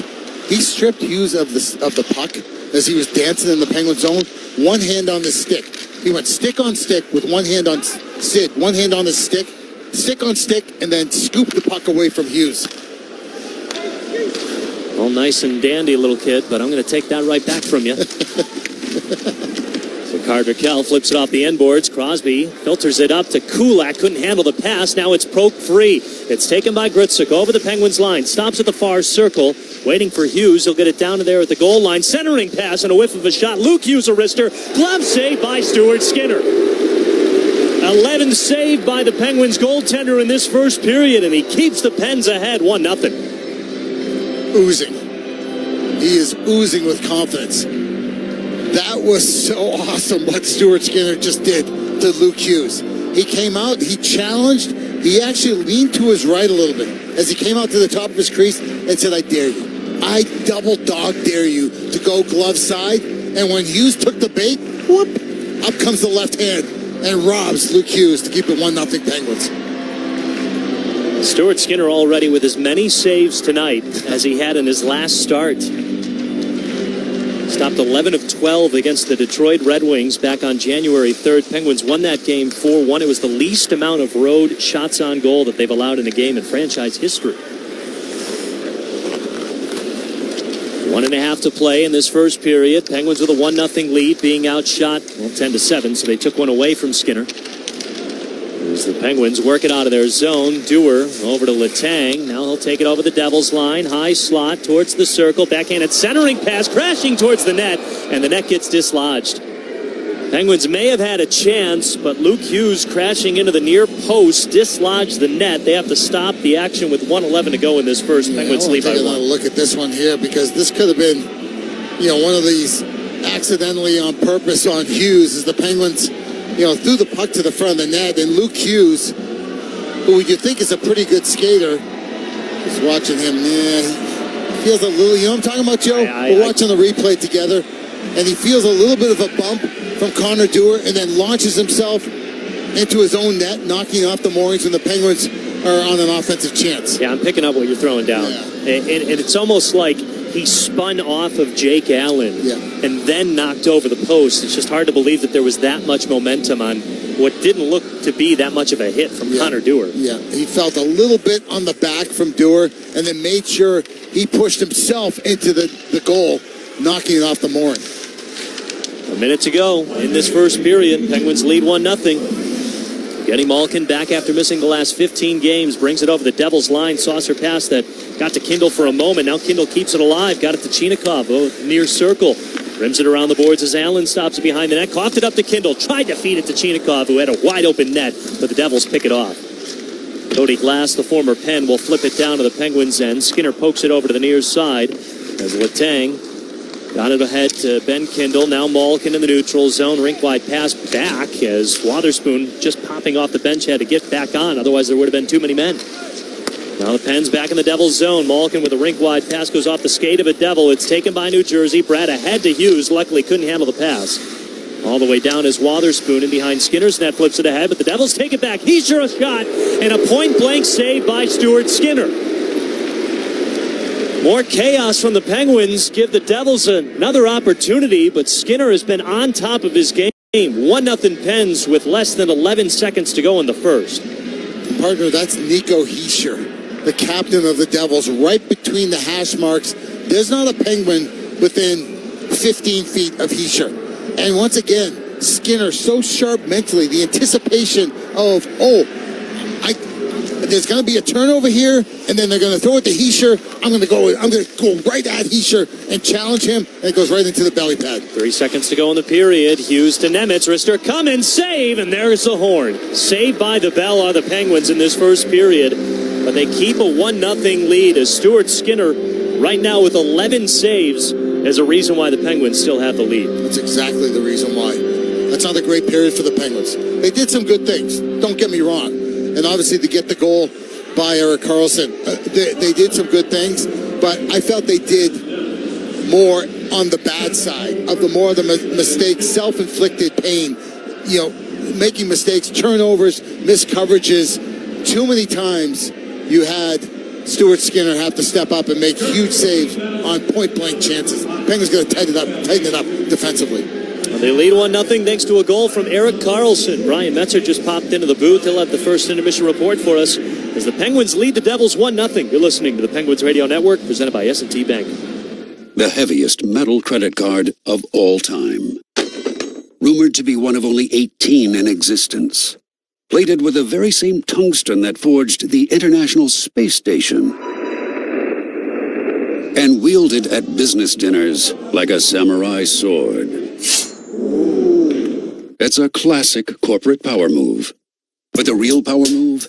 Having end-to-end visibility on your most critical shipments. FedEx, the new power move. It's a winter classic unlike anything you've ever seen. It's going to be a little bit different. The Broadway Blue Shirts head south. It's going to be. It's a winter classic unlike anything you've ever seen. It's going to be a little bit different. The Broadway Blue Shirts head south. It's going to be cool playing against two-time Stanley Cup winner. To take on the Florida Panthers. To be able to play our Winter Classic in Miami. It's pretty crazy. It's going to be an experience that never happened before. I'm looking forward to the energy that it brings. This is going to be awesome. The 2026 Discover NHL Winter Classic. Rangers-Panthers. Friday at 7 on TNT. Hey Penguins fans, do you work for, own, or know a deserving, local, woman-owned Pittsburgh business? In honor of Women's History Month, the Penguins and 84 Lumber are joining forces to give back to a woman-owned business within our community and provide them with a $25,000 grant to further support their business. Head to www.pittsburghpenguins.com/empowerhergrant to submit your nominations, and fans will get to select the winner. The Empower Her Grant is a part of 84 Lumber's LIFT program with the Penguins, which focuses on programming tied to leading and inspiring females to thrive. I'm John Morgan of Morgan & Morgan. If you've been injured in a car accident, call America's largest injury law firm. For over 35 years, my mission has been to deliver more for our clients, to deliver more for you. If you or anyone in your family has been injured in a car accident, call us now, as the time to file a claim may be limited. Morgan & Morgan. Visit forthepeople.com or an office near you. Proud sponsor of the Pittsburgh Penguins. Office is Pittsburgh.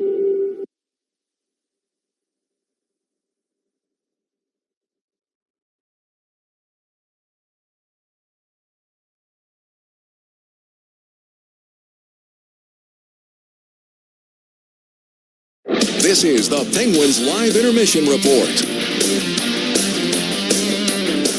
And welcome into our first intermission report, where the Penguins lead the New Jersey Devils 1-0 after one period of play here at PPG Paints Arena.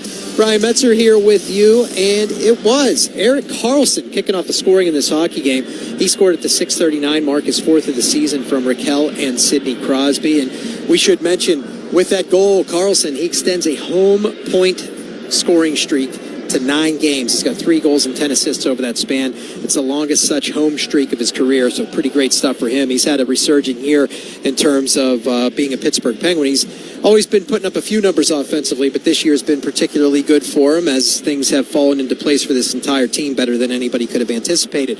Evgeny Malkin making his return to the lineup, playing on the wing here tonight.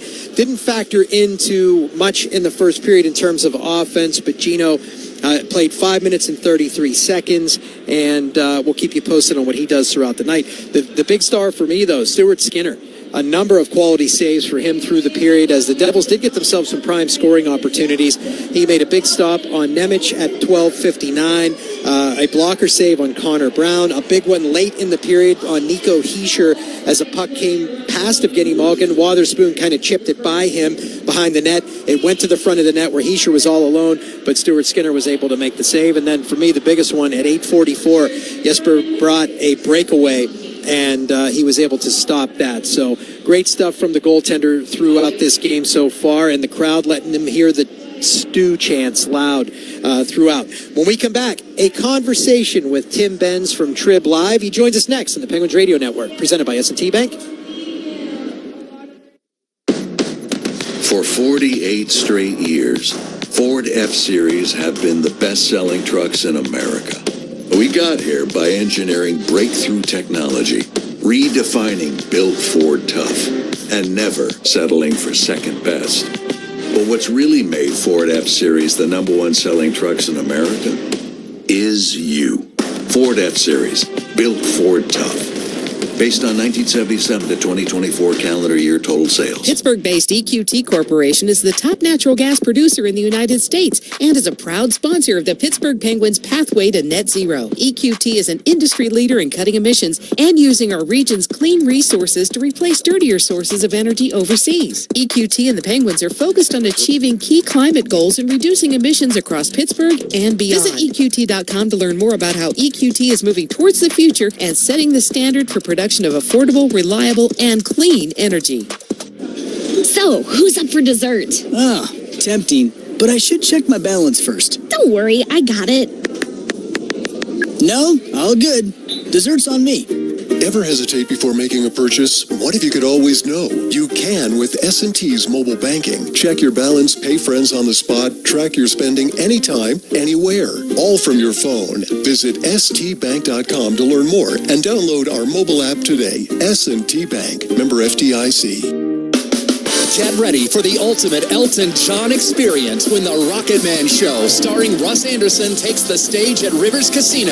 Live from the Event Center on Thursday, February 12th. Chosen by Elton himself. Sing along to classics such as Tiny Dancer, Rocket Man, Candle in the Wind, and so many more. Head to riverscasino.com for tickets and join us for a night of greatest hits, gorgeous costumes, and fierce piano playing.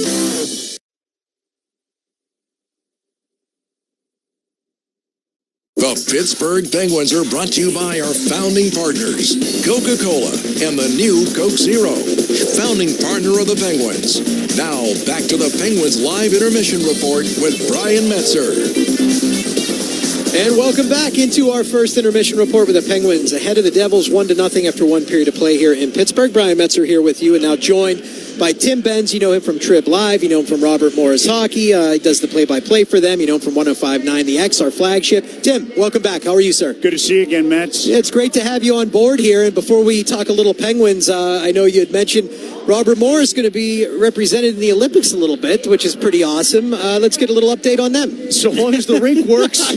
Yeah, well, I saw the locker rooms. They're allowed to play hockey. I saw the locker rooms aren't ready, but the rink's starting to get there. There'll be two representatives. Daniel Mantenuto is going to play for the Italian team. He was with the club before the shutdown. Mantenuto is not Italian. He is Canadian. However, he did play in the Italian Pro League for at least 2 years and change. There's a number of months, but it's 2 years and change. And if you do that, then you are allowed to play internationally for Italy. And since Italy is the home country, Daniel is going to be an Italian Olympian, which is great. Also, Justin Adamo, who is a name somewhat familiar to Penguins fans. He was in the Penguin system. Big 6'6" French winger that played for, I believe it was 3 years, the Robert Morris, before the team was shut down initially, and then he was pro by the time he came back.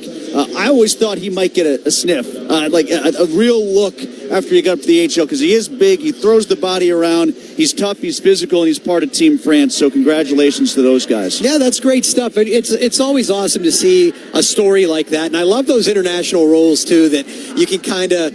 you don't see that like, well, he's Canadian, but he played in a United States Pro League, so he can play for the U.S. team. It doesn't work that way, but over there you can kind of do that stuff. Yeah, Mike Piazza in the baseball, was it the Olympics, the World Baseball Classic, playing for Italy? Yeah, exactly. Yeah, I love that kind of thing. I know they had a defenseman that's doing some pretty good stuff for the actual team here as well that you had mentioned to me down Michael Craig, he was the defenseman of the month for December. Now, I think Michael would be the first to point out to you, it wasn't much of a month. We only played a couple times, but he was very steady.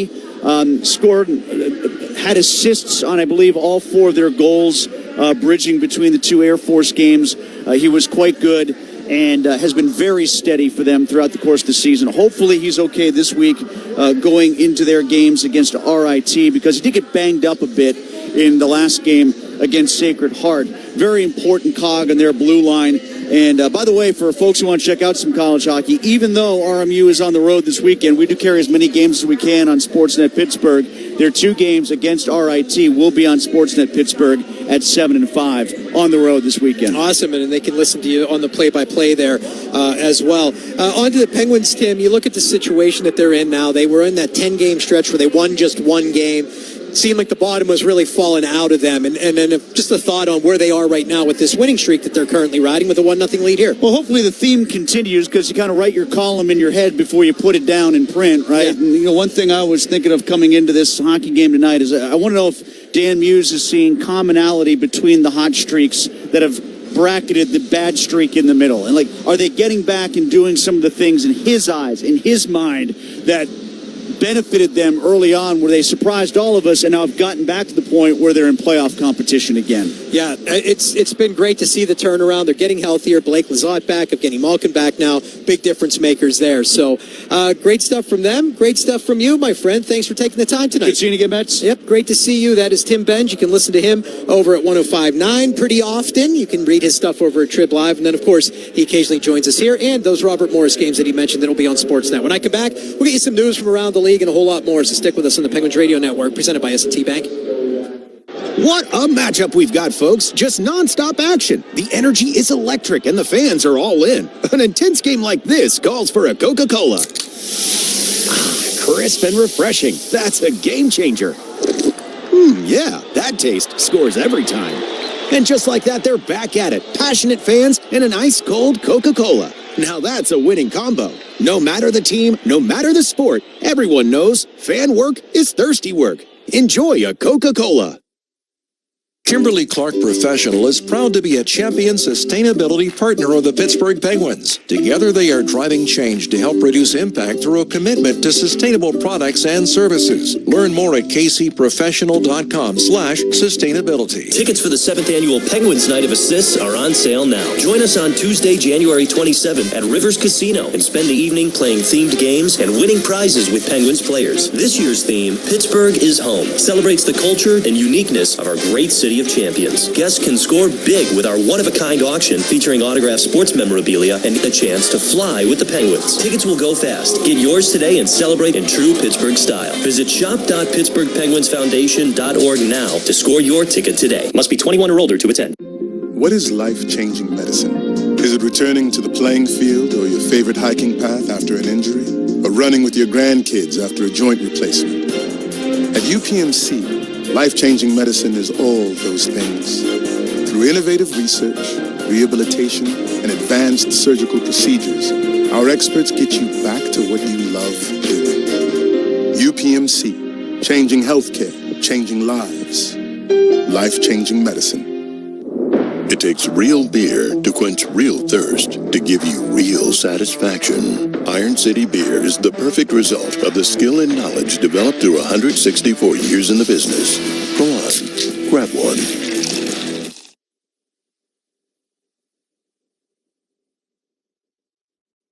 The Pittsburgh Penguins are brought to you by our founding partners, Rivers Casino, Pittsburgh's entertainment destination. Gambling problem? Call 1-800-GAMBLER. Now, back to the Penguins Live Intermission Report with Brian Metzer. And welcome back into our first intermission report. Penguins ahead of the Devils here, 1-0. As I mentioned, Evgeny Malkin playing on a second line tonight, not centering it though. He is on the wing with Ben Kindle and Chinikov, the newcomer from the Columbus Blue Jackets. An interesting combo. That line actually, even though Gino did not register a shot in the first period, put together some pretty good pressure. They were in and around the goal. It seemed as if I was having a couple conversations in the press box just watching them. It looks like they're close to potentially harnessing something. We'll see if they can do that here in the second period of play, but so far not a lot to show for it, but they are getting some opportunities wheeling and dealing through the offensive zone. They have a outdoor game coming up in Tampa on February 1st, and Gary Bettman has said that the rink there will be an engineering marvel, and I imagine that it would have to be. It was 75 degrees Fahrenheit the other day, and that's something they're going to have to contend with. I imagine they'll pull it off. They've done some pretty remarkable things with rinks over the course of these outdoor games, but that's not an easy situation to be in, have it work in the state of Florida. But of course, we'll all be watching it because it is always a spectacle. We have a whole lot more coming your way here from Pittsburgh. The Penguins currently ahead of the Devils 1-0. Joe Brand and Phil Bork, they're going to bring you second period action next on the Penguins Radio Network, presented by S&T Bank. Hear every game of the NFL playoffs on SiriusXM. The Wild Card Weekend doubleheader kicks off Saturday at 4:30 Eastern with the Panthers hosting the Rams. Touchdown, LA! Hey! Then at 8 Eastern, the Bears face the Packers. Sensational touchdown catch, Christian Watson! Find your hometown announcers at SiriusXM.com/sports or search for your team on the SiriusXM app and hear complete post-game coverage on SiriusXM NFL Radio, Channel 88. NHL Morning Skate. Eric Tulsky's the general manager in Carolina. Are you still a team that looks to go big game hunting via trades? It's very easy as a manager when you have a good team to get conservative. Just let it play out and hope for the best. And that's not our philosophy here. We don't want to just sit back and call it good enough. We want to keep looking for ways to make the team better. NHL Morning Skate with Scott Laughlin and Gord Stiller. Weekdays at 7 a.m. Eastern on NHL Network Radio, SiriusXM 91, and the SiriusXM app. Under review. And stop making excuses for bad goaltending. And is it bad? Is it horrendous? If you don't win because you don't make a save or two, yeah. The nature of it is the goaltender is responsible for 90% of the action. He's got to stop the puck. Why do we keep making apologies for goaltending? Stop it. Under review with Mick Kern, 11 a.m. Eastern on NHL Network Radio, SiriusXM 91, and the SiriusXM app.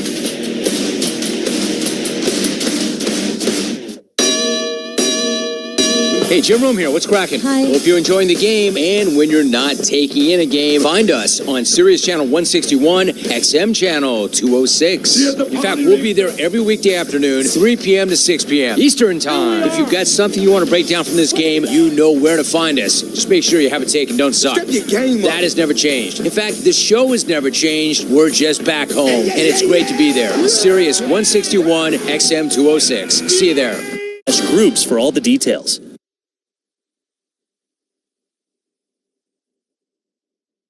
Let's pause 10 seconds for station identification on the Penguins Radio Network, presented by S&T Bank.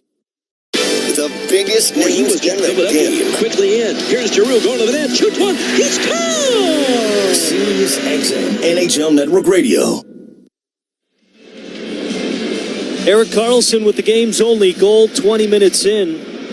But Stuart Skinner with 11 saves against the New Jersey Devils and a couple of big ones is the reason why the Penguins have a 1-0 lead over New Jersey. Penguins being outshot 11-7. And the Devils had the last 4 shots on goal to end that period.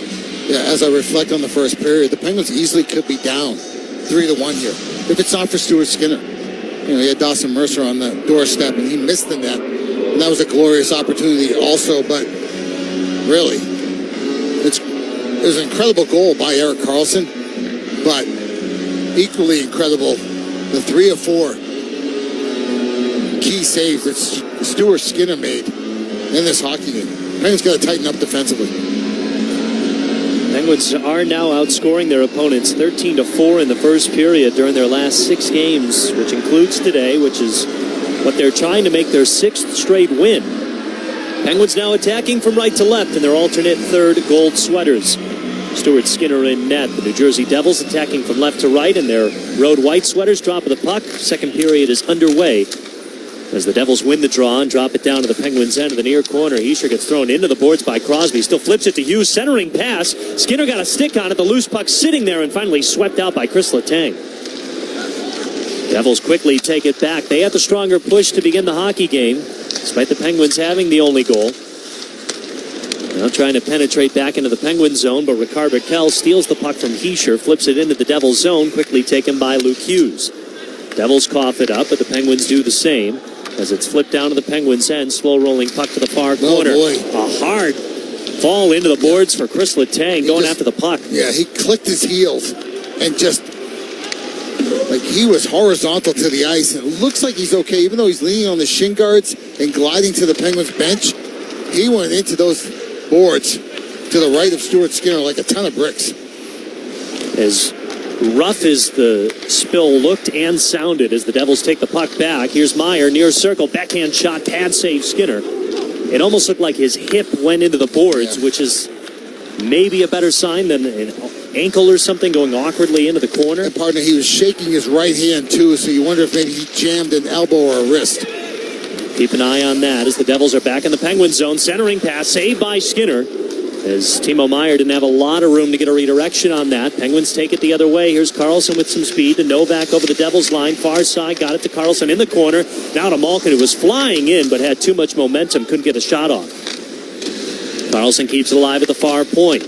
Shuttles it down in behind the goal line for Novak. Brazeau looking to feed it to Mantha. Couldn't. Got it to the point for Ryan Shea. D to Jack St. Ivan. He played off the wall. Mantha. Wrister. Saved by Allen as he somehow saw it the entire way and snatched away a glove save. It's still 1-0 Penguins 2 minutes into this second period. Oh, never a bad idea from long range. When you have Justin Brazeau in front of the net, just get it there. And that big body, he'll either take the eyeballs away from the goaltender, or he's really good at deflections and rebounds.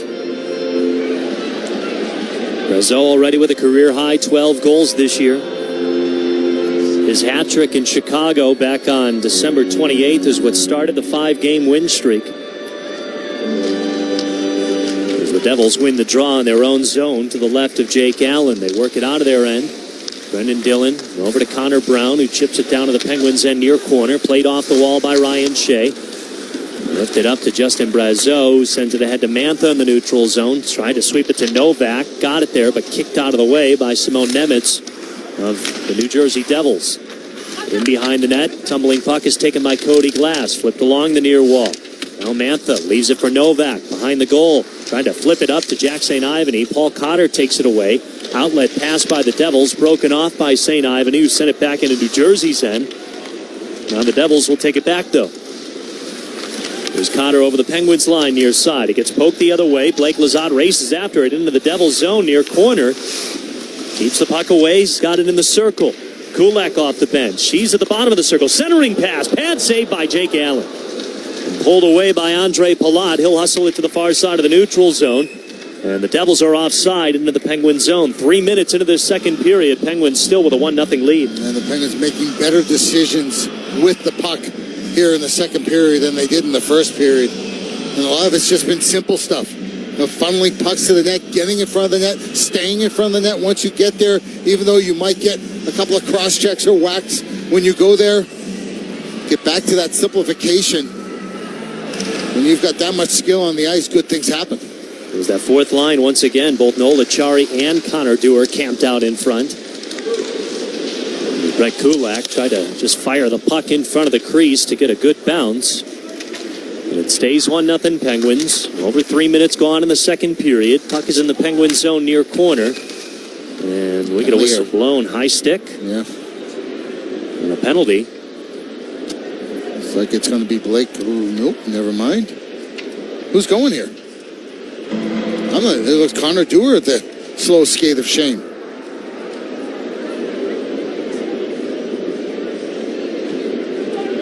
Pittsburgh 19, 2 minutes for high sticking. There we go. Yeah, and now I'm taking a look at the replay here as Pesce pinched down the right wall, and Dewar, just in a stick-on-stick battle, tried to lift the stick, Brett Pesce, and got him under the chin. Yep, that's a penalty. The Penguins committing their first penalty in their last 2 games. They didn't commit a penalty against the Columbus Blue Jackets on Sunday. That's the second time that's happened over the last 5 games. That's the first time that's ever happened in franchise history, thanks to our buddy Bob Grove. Thank you, Grover. Devils on the power play now in the Penguin zone. Wrister, and Skinner may have gotten a piece of a Jack Hughes shot. Devils still with it. He sure drops it down to the corner. Meier plays it off the wall. Sends it in behind the net. It rolls to the far corner as Acciari will clear it on down. 20 seconds gone in the Penguins PK. They lead 1-0 early in the second period. The Devils' power play has been stale. Just 4 power play goals in their last 17 games. They enter this one with a percentage of 20.2. That's middle of the pack in the NHL. And now Ricard Raquel steals away a pass, and he'll clear it on down. Down to the final 70 seconds of the Penguins PK. They lead 1-0 in this second period.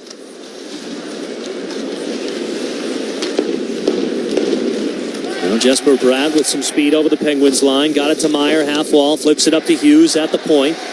Shuttled down to Meier at the half boards again. Hash marks of the circle, up to Hughes, high slot. Over to the far circle for Jack Hughes. Now Luke Hughes, wrister, blocked by Brian Rust. It took him out. As Hughes throws it off the end boards, long rebound to Meyer near side. Luke Hughes above the circle. Jack Hughes above the far one. He cuts towards the crease. And he'll have to retreat back over to the corner. Tried to swipe a pass over to Bratt. Back downstairs to Hughes. Back up to Bratt. Far half wall. 33 seconds on the Penguins PK. Meyer one-timer. Saved by Skinner. Loose puck sitting. It's taken by Ryan Shea. He'll clear it down. Well, that's what you want. Well, you got to give up something, right? You're down the man. You gave up the one-timer to Meyer. It's outside the dot. It's long range. A save you think Stuart Skinner should make. He did. But there's going to be a rebound on a hard one-timer right there. And Ryan Shea was there to clean up the mess. Second unit out here for the Devils now on the power play. Nemitz can handle the pass in the high slot. Down to single digits on the Penguins PK. Dewar standing up in the box. It's sent down to the Penguins end. Letang cuts it off in the corner. Dewar's out of the box. Could be a stretch pass opportunity. Dewar on the breakaway. He fires and scores!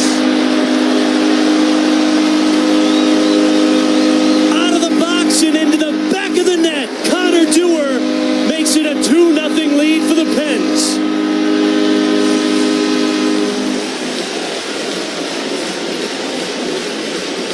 Wow. What a pass this is from Ricard Raquel. And there's a trust there, right? There's an unspoken language.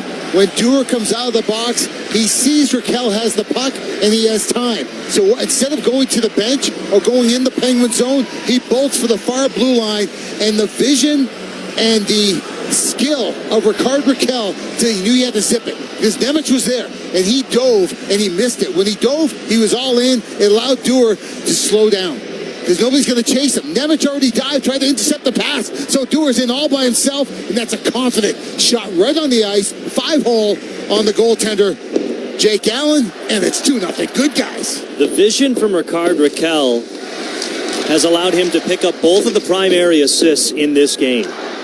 He fed Erik Karlsson in the first. It was a perfectly precise pass to Dewar, who came fresh out of the box. And you mentioned it, Borky. I mean, Dewar's got to time that up as well as Ricard Raquel does. Yeah, he's got to show his stick to give up, because the passing lane was very thin. He really had to zip that pass. So Dewar has to kind of scooch a little bit to show Ricard Raquel, throw it here. Maybe we can connect, and it did. And now here's Evgeny Malkin poking the puck free. Penguins with numbers in the Devils zone. Malkin in the circle to Novak, can't connect. Rather, there was Kindle.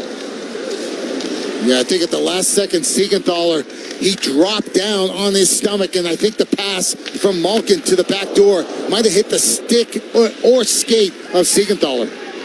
Penguins still with it in the Devils zone. It's Wotherspoon dancing in front of the blue line. Here's Karlsson to the circle. A wrister. And it gets poked free over to the far wall. Now Crosby's got it off the bench. Plays it off the wall for Karlsson.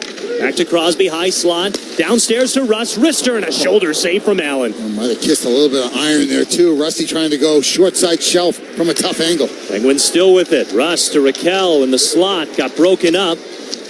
Poked in that near circle. They send it deep as Allen will kick it up right to Russ, who wrists one. Got blocked. Loose puck sitting. Cleared up by the Devils, but not out. Wotherspoon a blast. That got deflected wide. Oh, it's a shooting gallery out here. Erik Karlsson with it at the far point. The Devils have been in their zone for 140. A wrister saved by Allen. Second attempt by Rust won't go. Oh, and Glass was absolutely mauling. He was basically on the back of Brian Rust and no call. Almost 2 minutes for the Devils. All 5 of them on the ice, and only a few can change. Penguins back in the Devils zone. Crosby to Rust. Couldn't connect. It went off the skate of Stefan Nason in front of the net to Jake Allen, who popped out and froze it rather, as the Penguins have all the momentum of the crowd on their side. They lead 2-0. Connor Dewar with the latest. 12:37 to go in the second on the Penguins Radio Network, presented by S&T Bank. Hi, Staggy here to tell you about another great product from Nova Scotia. Mr. Donair Beef Jerky and Sticks, the official jerky of the Pittsburgh Penguins. In Canada, Donair is similar to gyro meat, but it's seasoned beef, not lamb. And like 87, Mr. Donair Beef Jerky is absolutely off the charts. It's keto-friendly, high in protein, and Mr. Donair's gyro seasoning makes it the best jerky you'll ever taste. You'll find it on Amazon, Cohen Markets, Turkey Hill, Country Fair, and PPG Paints Arena. Mr. Donair, the official jerky of the Pittsburgh Penguins. It takes all of us to take action and bring awareness to create a better community and environment. Penguins Pledge brings together key Penguins business partners with a common goal to create a more environmentally conscious community. Our Penguins Pledge champion partners PPG, US Steel, EQT, Wesco, Indra Energy, and Coca-Cola are all committed to a better and more sustainable Pittsburgh. Learn more at pittsburghpenguins.com/Penguins Pledge. As the largest and most experienced program in the region, UPMC Sports Medicine knows that injuries can happen to anyone, whether you're a weekend athlete, a rising star, or even a seasoned pro. That's why we offer a complete range of services and experts to help treat and prevent sports-related injuries to get of health, and that means getting regular checkups.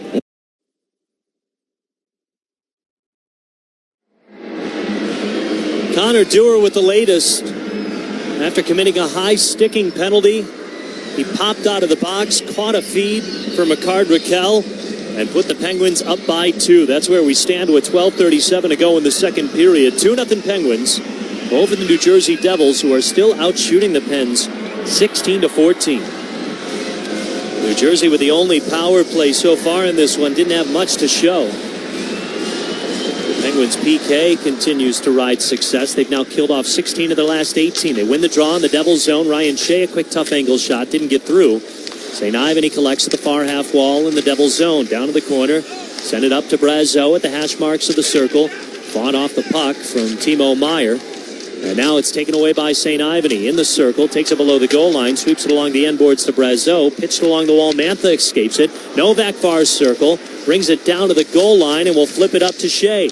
Shea with a wrister and a save by Allen at the top left part of his crease. Keeps it 2-0 Penguins with 12 minutes to go in this second. I know it's not a shorthanded goal, but it feels like it, doesn't it? It does. When the guy comes out of the box and you have such a good penalty kill, really, the Devils had really nothing going on. So their power play's a dud, and then at the very end of the power play, Dewar comes out of the box, takes that stretch pass from Ricard Raquel, and goes 5-hole on Jake Allen.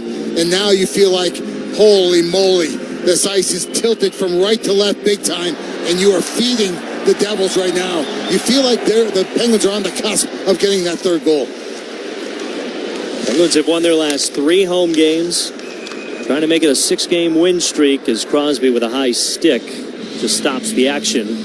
Knocked the puck out of midair. Under 12 to go in the second period. And partner, I know a lot of our listeners are kind of in and out of their car, and they're not, some people listen to the whole game, but some people are bebopping around and they're listening. I can't stress enough how good Stuart Skinner's been in this hockey game, and how key he is to it being 2-0 right now. 11 saves in the first period, 5 so far in the second. Crosby a quick shot wide of the net. Letang hustles, keeps it alive at the far point, sends it towards the net. It goes wide. Played off the boards by Jesper Braun. He'll escape it over to Luke Hughes. Jumped over his stick, though. Swatted down to the Penguins end. Took a weird bounce as Jack Hughes collects it at the far half wall. But coughed it up to Ricard Raquel. His pass to Brian Rust misses. Goes out to the neutral zone. Devils take it back. New Jersey has picked up just 2 wins in their last 8 games. They're coming off a 9-0 loss to the New York Islanders. The Penguins are offside. 11:18 to go in this second period, but the Devils now being outscored 10-0 over their last 2 games. This is game 2 of a 4-game road trip. We'll wrap up the weekend on Sunday in Winnipeg and then finish off the road trip on Monday in Minnesota. Yeah, what's crazy is the start that the Devils had. They lost their first game of the season on October the 9th to Carolina, in Carolina 3-6. But after that game, they reeled off 8 straight. And since then, they've gone 14-18-2. So you talk about a roller coaster ride, and now you look at where they are, down 2-0 here. We got an icing here against the Devils. Time to talk a little bit.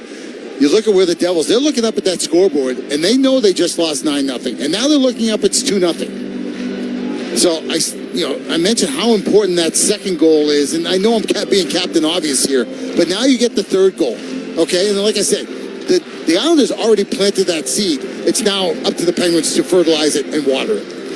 The other thing is Jacob Markstrom played that entire game against the Islanders. Crazy. That's all 9 goals. So, I mean, again, there's a lot of hockey to be played. It's only a 2-goal lead, but if the Penguins get that third, and if they get more, you got to feel like Jake Allen just stays out there, right? I see where you're going with this, but I don't know. A coach, I don't understand. I know that Sheldon Keith's been in the league a long time, but why would you leave the guy that you think is your number one in for 9 straight? Wrister from Noel Acciari, stuffed out of there by Jake Allen. I don't know. I don't know the answer to that question. And I think a lot of people are still scratching their heads about it. Penguins are back in the Devils zone as Blake Lizotte gets taken down to the ice. Loose puck is taken by Acciari in the circle, tries to carve through as he feeds it over to Lizotte. Now pinballed up to the high slot for St. Ivan. He saves it to Wotherspoon. Far circle Lizotte couldn't tee up the one-timer. Penguins poke it along, but Connor Brown pitches it out to the neutral zone. And here's the other part, partner. It's not been the big boys. The defenseman Eric Carlson gets you the first goal, and then the fourth liner who comes out of the penalty box gets you the second one. Here's Chinakhov to Malkin. A changeup on net to Jake Allen that he's able to stick out of the way. May have gotten a piece of a devil's stick. As Kindle keeps it alive, Malkin accelerates it to Shea. Back to Malkin above the near circle to Shea. He'll wrist one. That doesn't get through. Rather, it did. A save by Allen. Pulled out by the Devils, but knocked out of midair by Malkin again to keep it alive. Devils will send it rink wide, though, to Nason. Now snatched over to Luke Glendening in his first year with the Devils, 13th in the NHL. Shea ahead to Kindle, knifed it over to Chinakhov. Kindle's got it, snaps it over to Malkin, far circle to Shea in the slot. He fires off the near post. Oh, great release there. He didn't dust it off. He took that pass from Malkin, and he let it fly. Just couldn't beat the iron. Shea again down to the corner now, below the goal line. Pitches it over to Malkin, far side. He's got it in the far circle. Wrister got deflected, bangs off the glass behind the net. Pitched along the end wall as a hustling Malkin goes in for it. Somehow got it to Novak. Flipped up to Letang. Walks the blue line. Chips it over to Novak. Far half wall. Novak wrists one. Brazeau in front of the net. Couldn't connect. As Letang throws one of the Devils into the boards for the puck. Throws it in behind the net. Fight for it in the far corner. As Mantha swings it around the boards to Letang again. He'll wrist one. Saved by Allen. Loose puck far side. And now he'll freeze the loose puck. Well, the Penguins coming at it from every angle. They're now out shooting New Jersey 19-16, and they lead 2-0 with less than 9 to go in the second period. You're listening to the Penguins Radio Network, presented by S&T Bank. Hey, it's Katie Nolan, your friend, favorite podcaster, and now Mad Dog Sports Radio host. That's right, I have a radio show now. It's fan service, weekdays from noon to 1 Eastern. It's your sports fan hotline, a show for the fans and a place for you. Sports fandom is complex and emotional, and now we have a place to come together and talk about all of it. It's fan service with me, Katie Nolan, on Mad Dog Sports Radio, Channel 82, and on the Sirius XM app. The Power Play with Steve Koulias. If you're 500 right now, you must play over 600 hockey. How many of these 600 teams are sustainable? At the very end of the day, playing musical chairs, there's only going to be a few spots and way too many butts. And the teams that lose will make but. And I think for some teams, the math is already not on their side. The Power Play with Steve Koulias. Weekdays at 3 p.m. Eastern on NHL Network Radio, Sirius XM 91, and the Sirius XM app. Join me, Gord Stellick, and Scott Laughlin as we recap the night that was on NHL Morning Skate, weekday mornings at 7 a.m. Eastern on NHL Network Radio, Sirius XM 91. The biggest names in the game. Trying to get behind Ristolainen, walks in, put it between his legs, shoots it, score! NHL play-by-play on Sirius XM. Join me, Scott Laughlin, and Gord Stellick, along with former NHLer Mike Johnson for NHL Morning Skate, weekday mornings, 7 a.m. Eastern on NHL Network Radio, Sirius XM 91. And presented by UPMC.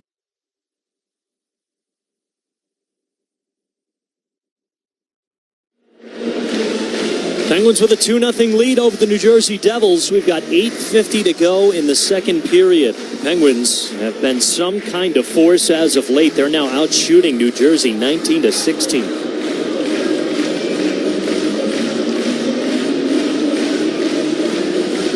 Some quick calculations. Looks like the last 8 shots on goal have come from the Pens. As New Jersey wins the draw in their own zone. We'll flip it ahead towards center ice as Jack Hughes muscles it over the Penguins line, but Crosby takes it away. Snaps it up to Brian Rust, who will shovel it down to the far corner. Hustling Ricard Raquel sweeps it up to Rust, far half wall. Now spun back down around the boards. Flipped up to Kulak near point. Letang, high slot. Wrister saved by Allen. Long rebound, but Bratt's got it. He'll send it all the way down and luckily out of the reach of a hustling Jack Hughes. But that hustling Jack Hughes waves off icing, then crashes into the boards fighting after the puck with Brett Kulak, who will flip the puck out to the neutral zone. Devils take it back with just a little over 8 minutes to go in this second period. Penguins up by a pair. Luke Hughes, Jack Hughes leaves it for Brendan Dillon, who rips one wide of the net. Long bounce off the inboards as Heischer couldn't collect it at the near point. Penguins help force it out towards center ice. Chris Letang will bring it over the Devils line, around the boards over to the far wall as the Penguins get a change. Bratt and the Devils regroup. Dillon got it over to Dougie Hamilton, who chipped it down to the Penguins' end near corner. Parker Wotherspoon shoveled it around. Turnover for the Devils as they went for a centering pass that couldn't finish. A rink-wide pass, loose puck to the near side, is taken by Tommy Novak in his own zone. Sends it rink-wide to Erik Karlsson. Snapped up to Wotherspoon. Left for Novak. He's over the Devils line. Near circle. Whiffed on a pass. Lost the puck in the near corner. Dillon gets it ahead to Gritsuk. We'll send it a stretch pass, looking for a hustling Dawson Mercer in the Penguins' end for the far corner. He shovels it back to the near wall. Gritsuk fighting for it in between a couple of Penguins as Mantha couldn't cleanly get it out of the way. Gritsuk to Hamilton above the near circle. Cross-ice pass. And Dawson Mercer was loaded up for a one-timer. Luckily, the Penguins got a piece of it. Okay, this is a really good defensive shift by Erik Karlsson. I don't think you've mentioned his name until right now, but that is a strong defensive shift by Erik Karlsson in his own zone. Karlsson had the first goal of the game as well. That's still the difference. Connor Dewar scoring in the second period. Pens lead 2-0. 6:45 to go in the second. St. Ivany to Chinikov. Flipped along the far wall as Malkin comes racing in. Takes the puck away from Cotter. 2-on-1 for the Pens. Malkin far circle. Ripped it wide. He had that whole blocker side. Gino smashes the stick on the glass. He knew he had that whole blocker side that I think that Allen kind of overplayed the glove side too much. The whole blocker side was open and Gino missed the net. It turned into another 2-on-1 with him and Tommy Novak. Well, nice to see Gino buzzing once again. Absolutely. Galloping Gino. Hey, I'll give you a little note here about EQT, because building the future takes grit, and no one does grit like Pittsburgh. EQT is ready to unleash the build and power America's next big win. EQT, unleashing America's energy future. Penguins are back home after going perfect on their road trip with wins in Detroit and Columbus. They'll wrap up this short homestand Saturday afternoon against the Calgary Flames. Partner, this is a big stretch here for the Penguins before they head out west for a 9-day, 4-game trip. So they play 5 of the next 6 on home ice. The only away game is a Sunday afternoon game in Beantown. Big road trip coming up will be to Western Canada. Penguins will get their look at Seattle, Calgary again, Edmonton, Vancouver. Chinikov races it into the Devils zone, leaves it for Shea, far circle. He'll curl around at the corner, flip it up to Malkin. Had to go skate to stick, now leaves it in behind the net for Kindle. Kindle trying to work around Nemitz. He does, near side. Flips it up towards the slot for Chinikov. Had to paw it down. Kulak sweeps the puck away. Now Letang, one-timer, caught Mason up high. Yeesh. And Kulak shot from Malkin and a save from Jake Allen. Sorry for the sound effects, but where he got that one, I felt it there too. Sorry, Joe. Haven't heard yeesh on the radio in quite some time. Penguins with a 2-0 lead over the Devils. 5:32 to go in the second on the Penguins Radio Network, presented by S&T Bank. It's hockey night in Pittsburgh, starring a lineup of Ford MVPs here to take on the ice. The Bronco family and Explorer putting a twist on the classics. And the Mach-E, can I just say, it's electrifying. Absolutely, Blink, and you'll miss the Ford Mustang. And the Ready for Anything F-Series, best-selling trucks in Pittsburgh. Wow, I'd hate to go up against this team. Ford, the official car, truck, and SUV of the Pittsburgh Penguins. Pittsburgh-based EQT Corporation is the top natural gas producer in the United States and is a proud sponsor of the Pittsburgh Penguins' pathway to net zero. EQT is an industry leader in cutting emissions and using our region's clean resources to replace dirtier sources of energy overseas. EQT and the Penguins are focused on achieving key climate goals and reducing emissions across Pittsburgh and beyond. Visit EQT.com to learn more about how EQT is moving towards the future and setting the standard for production of affordable, reliable, and clean energy. Do you know an educator that goes above and beyond for their students? Highmark and the Pittsburgh Penguins want to celebrate the educators who make a difference every day. Nominate an outstanding educator for the Highmark Most Valuable Educator Contest for their chance to win the ultimate away game trip, including round-trip flights, a 2-night hotel stay, and tickets to see the Penguins take on the New York Rangers at Madison Square Garden on February 28th. Nominate your favorite educator today at pittsburghpenguins.com/contests. That's pittsburghpenguins.com/contests.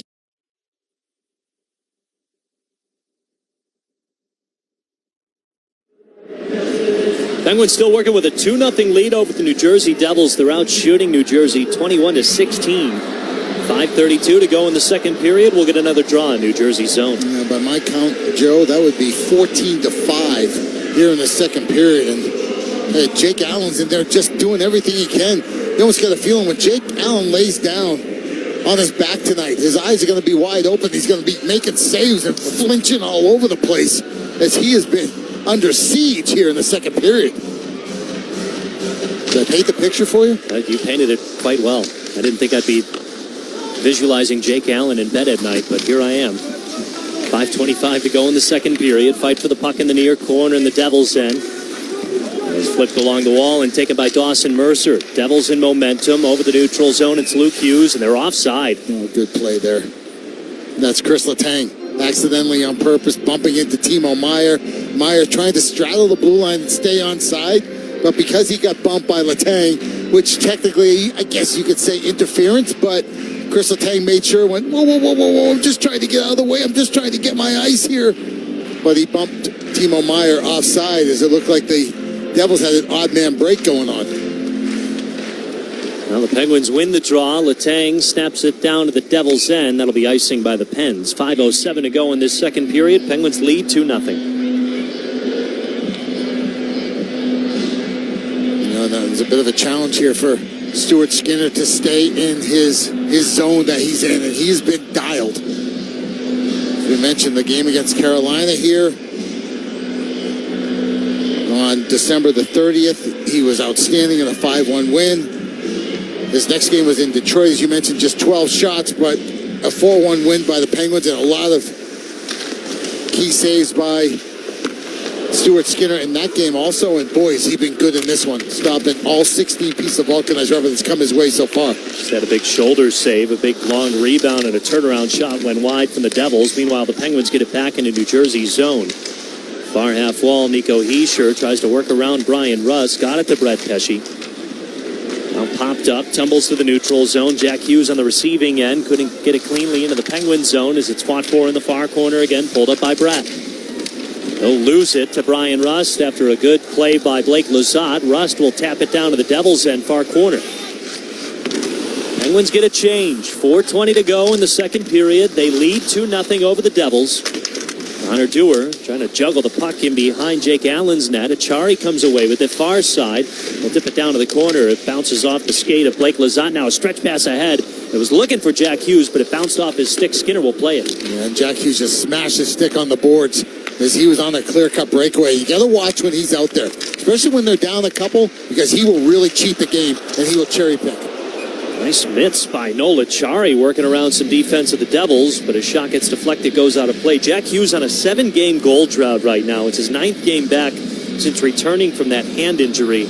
But during that stretch, he has just 1 goal, 3 assists. And that hand injury was, as I mentioned, was it a knife cut? It was at a dinner, and yeah, it was a knife cut. A knife cut at dinner. So, listen, I'm not going to speculate.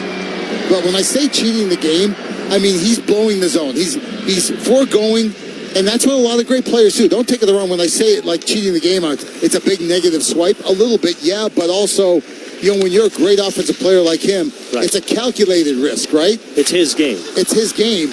But also, it's a risky game, but he's willing to risk it. Here's a deflection in front. Chinikov somehow missed it. Hit the near post, I think. It's a shot pass by Carlson. Really smart play by Carlson. He didn't have a shooting lane, so he found the stick of Chinikov. And Chinikov, Big Ben strikes 2 as that one goes off the iron. That's the second time Penguins have drawn iron on the near post this period. First one was from Ryan Shea. They lead 2-0. A little over 3 minutes to go in the second period. Quick shot by Paul Cotter. Luckily got stuffed by the Penguins' presence in front of the net. Now taken back by Mercer, though. Far circle. Flips it over to Nemitz. He'll play it off the wall. Pins it up top to Dillon, who faked a shot. Now far circle. Wrister, and Skinner got a piece of it. Then Kindle can't chop it out of the Penguin zone. Kept alive by the Devils. Now it goes off a Penguin stick all the way to New Jersey's end. Under 3 to play in the second period. Penguins could get a much-needed change. They still lead 2-0, and Ryan Shea stick breaks on him. Is this going to be a penalty? It is. And Timo Meier.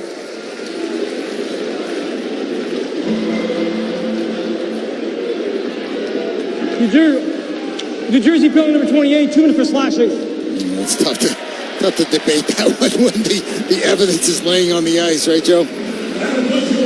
We have Exhibit A and Exhibit B. Really, this isn't so much. It's become a bit of an automatic call in the National Hockey League when you go stick on stick. If the stick doesn't break, is it slashing? It's not, right? It's not. And that's the thing. These one-piece sticks, you could sneeze on them the wrong way, and they're going to break. And I just felt like this is just a battle for a puck. And because the stick of Meier goes over the top of Shea and the stick breaks, off to the sin bin he goes. First power play of the night for the Penguins. They have power play goals in 5 of their last 7 games. Second best unit in the NHL.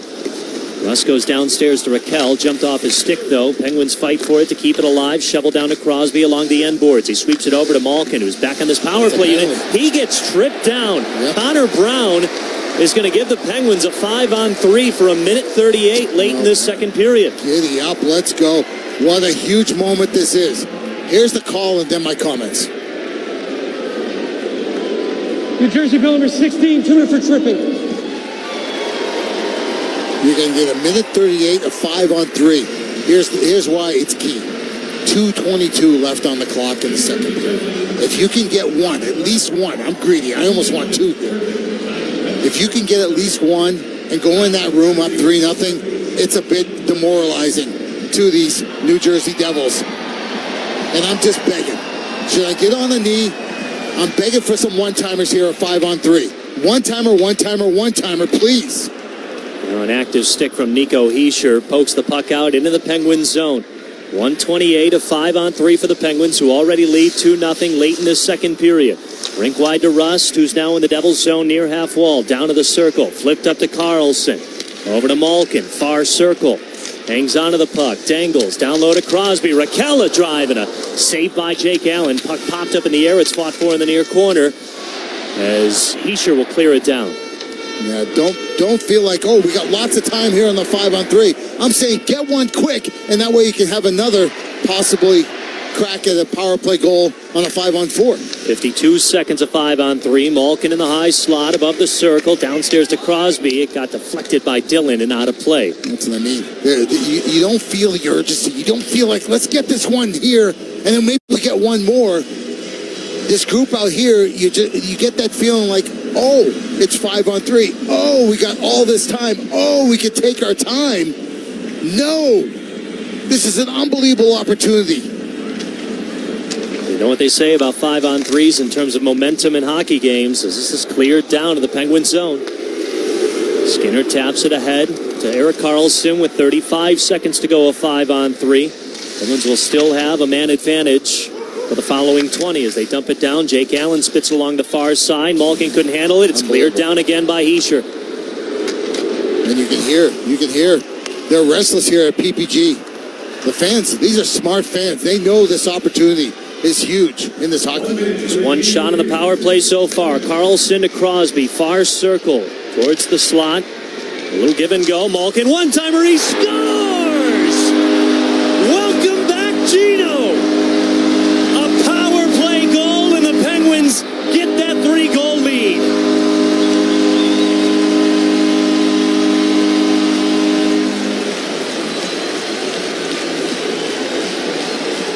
What kind of shot was it, Joe? One-timer. It was a one-timer. And was it ever a one-timer? Oh, my goodness. And Sid walks Gino right up to the ladies' tee and you gotta love it when the big Russian bear shows that emotion. Yeah, baby! It's, oh my goodness. I don't know if Evgeny Malkin can shoot this puck any harder. He's from just outside the dot, right flank, and a perfect one-timer pass. It had pace, it had tempo, but Gino bombs away for Gino, and it's 3-0 Penguins. Penguins still on the power play, putting pressure on Allen, who pops out to the top of his crease to freeze the puck. But Evgeny Malkin with a power play goal. A 3-0 lead for the Pens with 40 seconds to go in this second period. Wow. Tell you what, man. It's so much fun to be up here in the booth and watch guys like Sid and Gino and Letang, 38, 38, 39, showing this much joy and happiness, winning hockey games and just having fun. Well, again, it's over a span of 16 games, 15 that Malkin didn't play in, but he's now scored 3 goals in his last 2 games. 23 seconds to go in the period. Out of the box comes Connor Brown, so we're back to 5-on-5. And listen to them cheer Malkin back.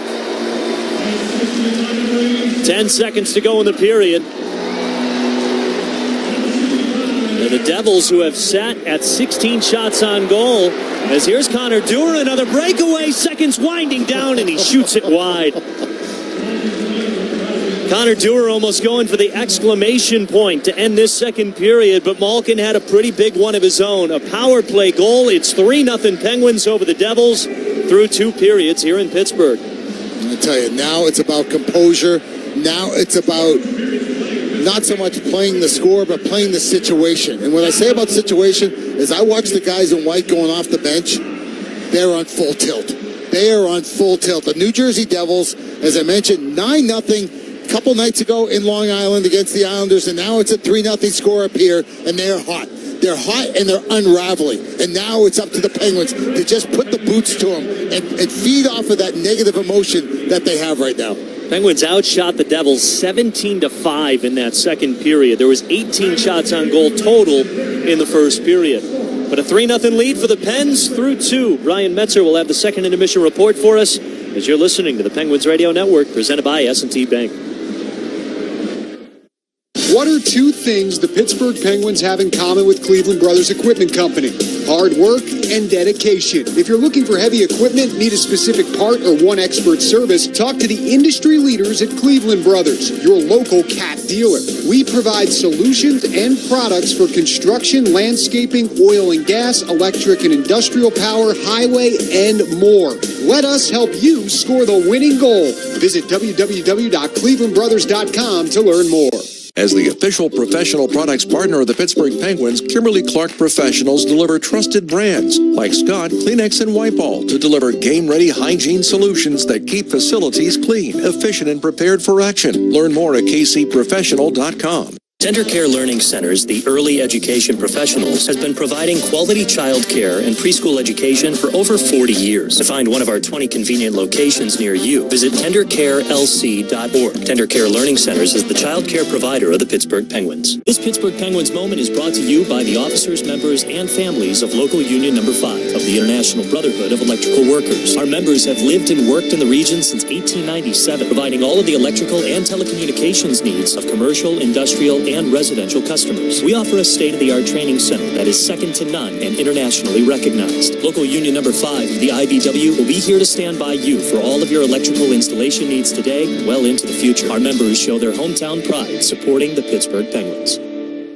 Looking for a delicious power play off the ice? Download the GetGo app and get a free 6-piece order of juicy all-white meat chicken nuggets, plus a dipping sauce of your choice. Or are you craving something that could satisfy the appetite of a Penguins player after sudden death overtime? Good news, the Pilgrim is served. Gobble up the traditional holiday favorites of roasted turkey, tangy cranberry, savory gravy, and crispy tots piled high on delicious stuffing bread for a limited time. GetGo, the official convenience store of the Pittsburgh Penguins.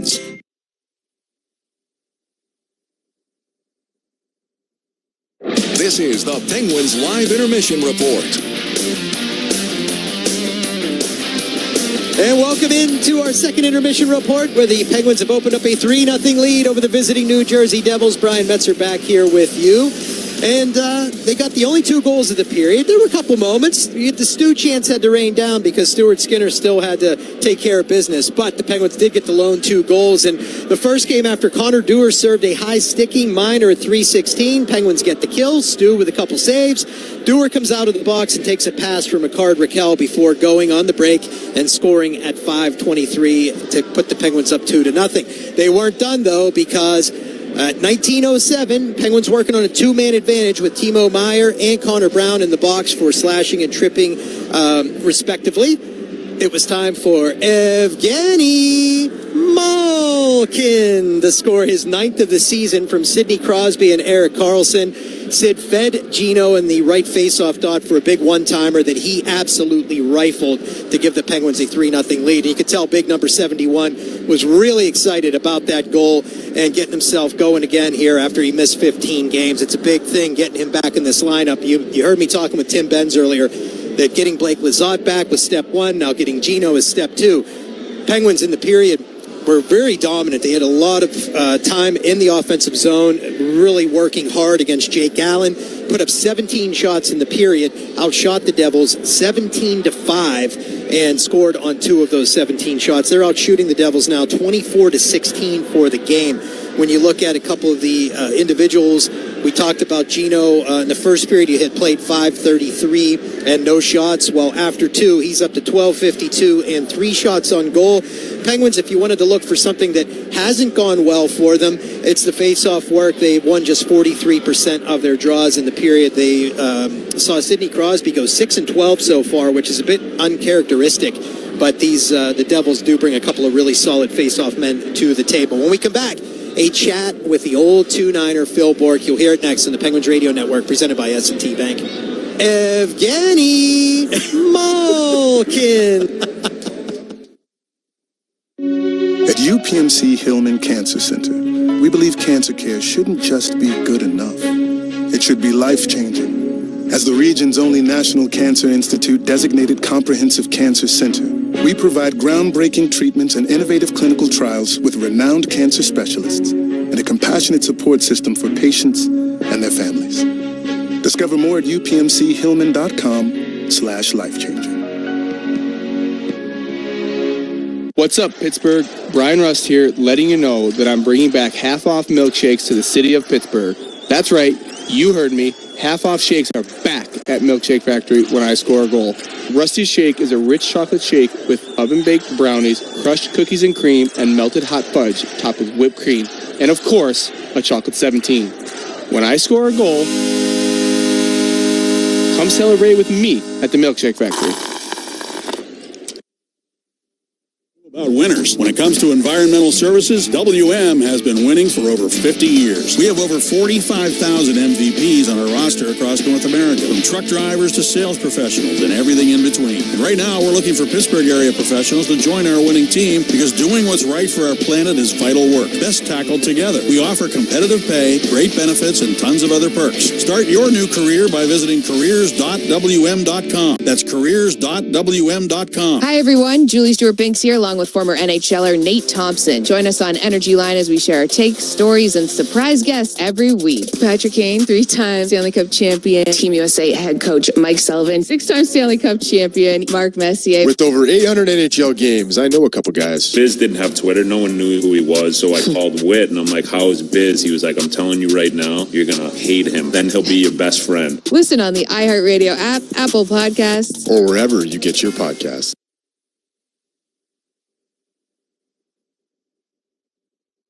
This is the Penguins Live Intermission Report.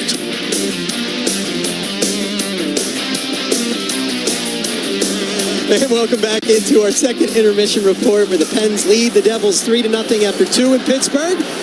We are now joined by the old 2-9er Phil Bourque, who is taking in something down on the ice. I can't see it here. Are you looking at the baby race, Bourque? Yeah, we got a baby race going on, and it's neck and neck.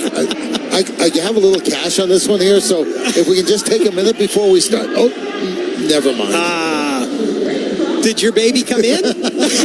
My baby did not come in. What was the trifecta on that one? Well, welcome, my friend. A lot to like. One of the things above and beyond the goals we've gotten here, Stuart Skinner, you and I talked about him a little bit a couple games ago, but his efforts tonight and the crowd behind him, the Stu chance coming even when a shot goes wide. It is 3-0 right now, and if you're being honest with yourself, Mets, it could be 3-1 Devils after the first period. Yeah, yeah. And it's a whole different atmosphere here and a whole different texture to the game, and maybe the Penguins are chasing the game, and Jake Allen's all dialed in, and we're like, oh, we're going to get goalied here.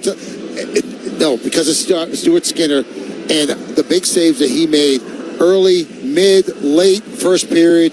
I can't say enough good things on the body language and the confidence and the ability that he has to look calm in the net, but aggressive at the same time is really remarkable. And that glove hand is pretty magical right now. He's got so much confidence in it that I kind of... Does he tease a little bit with it? I giggle a little bit because he does. He teases and he's daring shooters to shoot it there. Yeah. And he has so much confidence in that glove hand. And Marc-Andre Fleury was the same way, right? He'd give it to you, and then just when you were going to take it, boom, take it away. You know what, Borky, for a goalie especially, I mean, it's hard for any guy to get traded in the league and move and all of this. Yeah. But how different could it be for a guy like that? First of all, you don't really know how the team's going to play in front of you. You know how to play your game, but it's a different style of defense in Edmonton, obviously, than you're seeing here, to have to move your family here. And it's a big move going from Edmonton to Pittsburgh. It's not like he just went a couple cities over, but he really looks like he's found comfort finally with the family here and all of that. Yeah.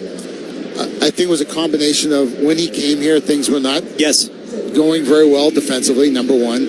Number two, his first game is against his old team, and he's from Edmonton too. So it's not only does he get traded for the first time in his career, he's from Edmonton. Okay, so the first two starts, new equipment, new everything for him, and it just didn't go well for him. Part of it was the group in front of him too, right? It wasn't good. But that Carolina game, when he saw 27-28, you're like, whoa, this is different, right? This is a guy, I'm sick and flipping tired of losing hockey games. And he did it himself. Yep. You know, did the Penguins kind of support him a little bit? Yeah, but still, there was some golden chances for Carolina, and he was unbelievable. And then the game in Detroit, he was good too. Only saw 12 shots, but here we go again. And now he's starting to stack them, right? Yep. And you can feel his confidence, the momentum, and the team in front of him, and their confidence defensively. Borky, we only have about 20 seconds, but we talked Lizotte last time. Yep. Gino back in the lineup. Yep. That's a huge getting a player like that this time of year. And also, no boo-boo face. You know, he's not the 2C. He's down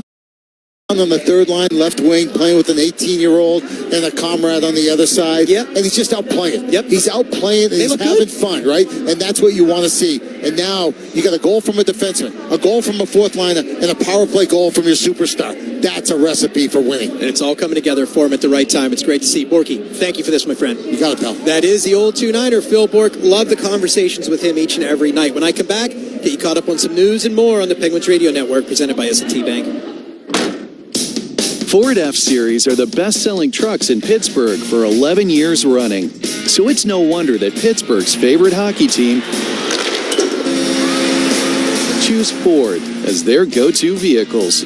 Yep, that's right. Your favorite team meets our favorite team. That's a stacked roster if you ask us. Ford, the official car, truck, and SUV of the Pittsburgh Penguins. Only from your neighborhood Ford store. Pittsburgh-based EQT Corporation is the top natural gas producer in the United States and is a proud sponsor of the Pittsburgh Penguins' pathway to net zero. EQT is an industry leader in cutting emissions and using our region's clean resources to replace dirtier sources of energy overseas. EQT and the Penguins are focused on achieving key climate goals and reducing emissions across Pittsburgh and beyond. Visit EQT.com to learn more about how EQT is moving towards the future and setting the standard for production of affordable, reliable, and clean energy. Protecting your assets should not be. When it comes to insurance, employee benefits, or surety bonding, rely on the industry experts at Suber to help you minimize risk, maximize potential, and improve your bottom line. Suber, an official partner of the Pittsburgh Penguins. Keeping your home warm in the winter and cold in the summer, Mitsubishi Electric is a top manufacturer of heating and air conditioner products. And they're hiring. To elevate your career in engineering, project management, product assembly, and more, visit meppi.com/careers. Do you know an educator that goes above and beyond for their students? Highmark and the Pittsburgh Penguins want to celebrate the educators who make a difference every day. Nominate an outstanding educator for the Highmark Most Valuable Educator Contest for their chance to win the ultimate away game trip, including round-trip flights, a 2-night hotel stay, and tickets to see the Penguins take on the New York Rangers at Madison Square Garden on February 28th. Nominate your favorite educator today at pittsburghpenguins.com/contests. That's pittsburghpenguins.com/contests.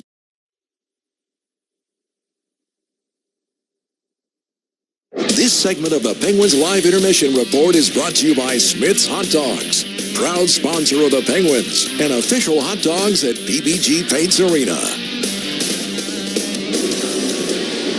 Penguins ahead of the Devils 3-0 after 2 in Pittsburgh. Brian Metzer here with you. And you heard me talking with Tim Benz earlier about Robert Morris having a couple Olympians playing in the upcoming Olympics. Well, it's not going to happen on the really big name teams that you get American Hockey League players there, but some of the other international clubs do have a American Hockey League flavor. Czechia is going to feature Iowa defenseman David Spacek. He's 22 years old, had team high 14 assists in 32 games this season.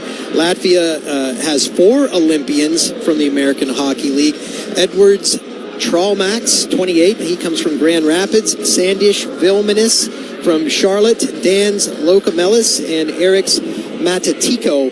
Mushmelis, sorry. Jacob gets me a little correction on that name. Yeah, I wasn't familiar with him, so thank you for that, sir. But and it's Eric's Matiko, also from Hershey. So 4 American Hockey Leaguers are going to make their appearance on the Latvia roster. A lot more coming your way here from Pittsburgh. When we come back, Joe Brand and the old 2-9er Phil Bork are going to have second or third period action for you. You're going to hear it all on the Penguins Radio Network, presented by S&T Bank. Get Golden Globes ready with SiriusXM's Best Podcast nominees. Explore the latest from Alex Cooper's Call Her Daddy, Nelly Furtado, John Mayer, Zoe Deschanel, welcome to Call Her Daddy. Oh my God, thank you so much for having me. the Mel Robbins Podcast, Exactly what you need to hear right now. and Smart List with Will, Jason, and Sean. Incredible work. Can't wait to meet you on the carpet. As we celebrate the biggest names in podcasting before they hit the red carpet. Just search podcasts in the SiriusXM app. The Power Play with Steve Koulias. If you're 500 right now, you must play over 600 hockey. How many of these 600 teams are sustainable? At the very end of the day, playing musical chairs, there's only going to be a few spots and way too many butts. And the teams that lose will make but. And I think for some teams, the math is already not on their side. The Power Play with Steve Koulias. Weekdays at 3 p.m. Eastern on NHL Network Radio, SiriusXM 91, and the SiriusXM app. Experience the pinnacle of club soccer in the UEFA Champions League on SiriusXM FC.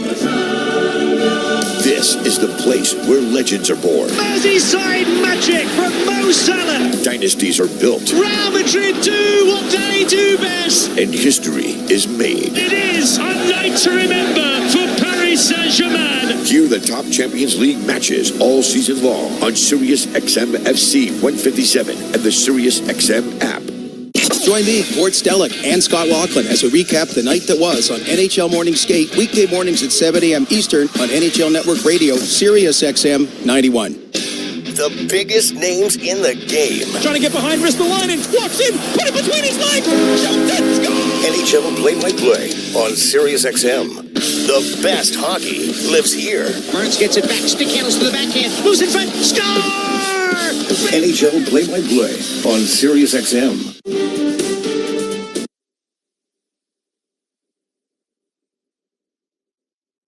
Let's pause 10 seconds for station identification on the Penguins Radio Network, presented by S&T Bank. SiriusXM NHL Network Radio. Still with it, here's a one-timer and a score! SiriusXM 91. Penguins with a 3-0 lead over the New Jersey Devils as we start the third period. The Penguins are looking for their 6th straight win, and they closed off the second period with a whole bunch of momentum and a whole bunch of offense. They have the last 15 shots on goal of this game. The last shot on goal for the New Jersey Devils came at the 15-16 mark, and that was on the power play. After that, Connor Dewar scored, fresh coming out of the penalty box. Evgeny Malkin with a power play goal late in the second period as the Penguins had a 5-on-3. And right now, they've got a 3-0 lead over the Devils, 20 minutes away from closing it out. That's remarkable. Connor Dewar, that's his 8th goal of the year. Here's the list of players for the Pittsburgh Penguins that have more goals than Connor Dewar. Anthony Mantha with 9. Justin Brazeau with 12. Excuse me, Evgeny Malkin with 9. Justin Brazeau with 12. Anthony Mantha with 14. Brian Russ with 16. And Sid with 24. And then you have a guy like Connor Dewar who has just looked so good as a Pittsburgh Penguin. Ben Kindle right up there, too, with 8 goals. He's been sitting on 8 for quite some time, though. There's the drop of the puck. We're underway in the third period. Opening faceoff is brought to you by number 1 Cochrane, Club 1 Rewards. Crosby takes the loose puck. He accelerates to the neutral zone. Got stripped of it, though, from Luke Hughes just entering the Devils' zone. New Jersey clears it down to the Penguins' end. Just to the right of Stuart Skinner as Kulak races after it. Turned over. Luke Hughes has it in the Penguins' zone far circle. Rolls around at the point. Fired a shot. That got blocked by Brian Rust's stick. Over to the far circle. Goes off a Devil's skate. Loosely over to the near corner. Rust had to race over to the bench to get a new stick. It's cleared out but taken by New Jersey. Well, as much as the Penguins have dominated towards the final stages of that second period, that means Stuart Skinner hasn't faced a shot in over 15 minutes. He has come up big, especially in the first period with 11 saves, 5 in the second. Penguins working with a 3-0 lead as Ben Kindle snapped it over to Malkin, who helped get it down to the Devils' end near corner. Jake Allen swings it over to the far side. Dawson Mercer angles it out as Siegenthaler takes it over the Penguins' line, leaves it for Meyer at the near point, taken away by Erik Karlsson, who will chip it out to the neutral zone. Dougie Hamilton settles it down, spits it ahead of the neutral zone. Chinakhov couldn't get a handle of it, and now we got a penalty on the Penguins. The late penalty as Allen heads to the bench. Parker Wotherspoon finally grabs possession of the puck. A minute and a half into this third period, the Penguins will be shorthanded. Evgeny Malkin, that slow skate, high stick, I believe. Pittsburgh number 71, 2 minutes. Slashing. Like I said, slashing. Evgeny Malkin. So this is a big moment here. Devils are down 3-0. They don't have much to write home about. Again, they lost their last game. Oh my goodness, I'm just watching this penalty. This is a joke. Evgeny Malkin with a little love tap on Dougie Hamilton. And Hamilton takes his right hand. It wasn't even the right hand that got hit. Throws his right hand up in the air like he got Paul Bunyan chopped. And sold that. My goodness gracious. That call was made by Riley Brace. And Riley Brace is just his 20th NHL game refereeing. And that name might sound familiar for our Wheeling Nailor fans. Big save here by Stu Skinner. As Riley Brace spent the 14-15, 15-16 season playing for the Wheeling Nailors. Devils back in the Penguins zone. Jesper Bratt trying to flip a pass, so the Penguins steal away. Connor Dewar will clear it down. 70 seconds to go on the Penguins' PK. Second power play for the Devils tonight. They had just 2 shots on goal on their first, and it turned into a Penguins goal after Connor Dewar came out of the penalty box. New Jersey back in the Penguins zone, up to Nemitz, far point, to Mercer near circle. He'll unload, and a glove save by Skinner. Oh my goodness. Can I get some love for that glove, please? You got it. Wow. It's just so confident. And he had Nico Hischier right in his grill. And he's just feeling it. There's no other way to describe it. He's just feeling it. And he looked the right way. He looked to the left of Hischier. And that's probably an educated guess because Mercer's a right-hand shot. Probably going to try to go far side. He's not going to shoot it at Hischier. That would have been the short side. Tries to go far side. And the glove comes flying out again by Stuart Skinner. 47 seconds on the Penguins' PK. Loose puck in front of the net. Penguins get in the way of it. The Devils take it back in the far circle. Deflected on the way in by Mercer. That's one of the toughest saves. And now they score. A shot from Luke Hughes at the top point. It caught a deflection on the way in, but a power play goal for the New Jersey Devils gets them on the board for the first time in what feels like forever, probably for them.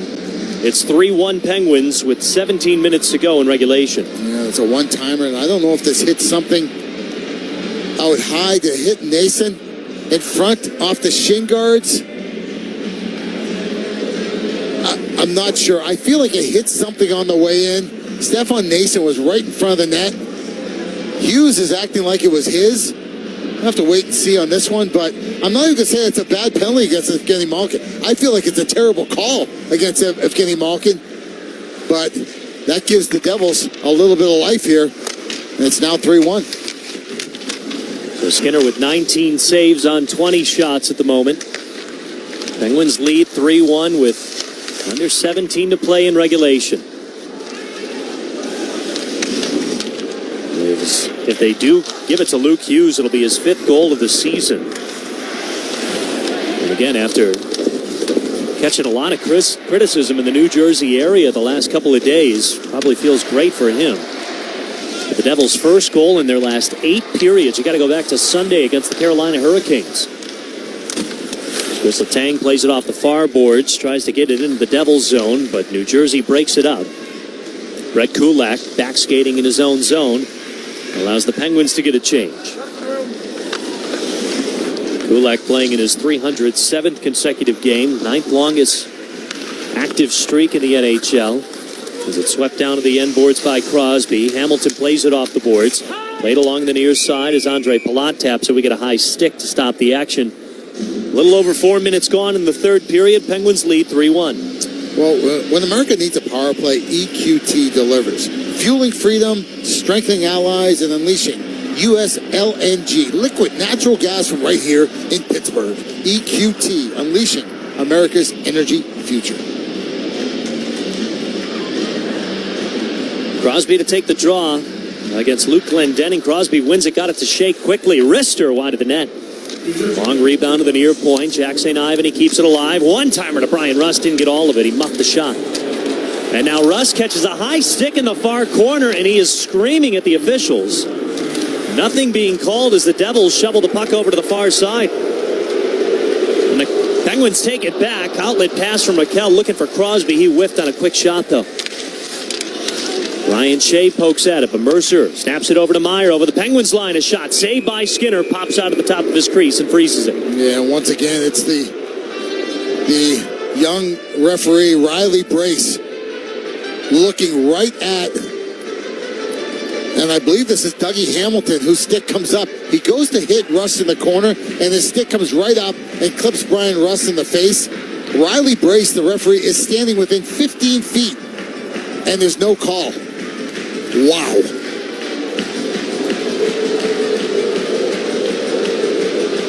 Fans giving more to the official, who picks up the stick and hands it back to Brian Rust, who's shedding some blood on his teeth.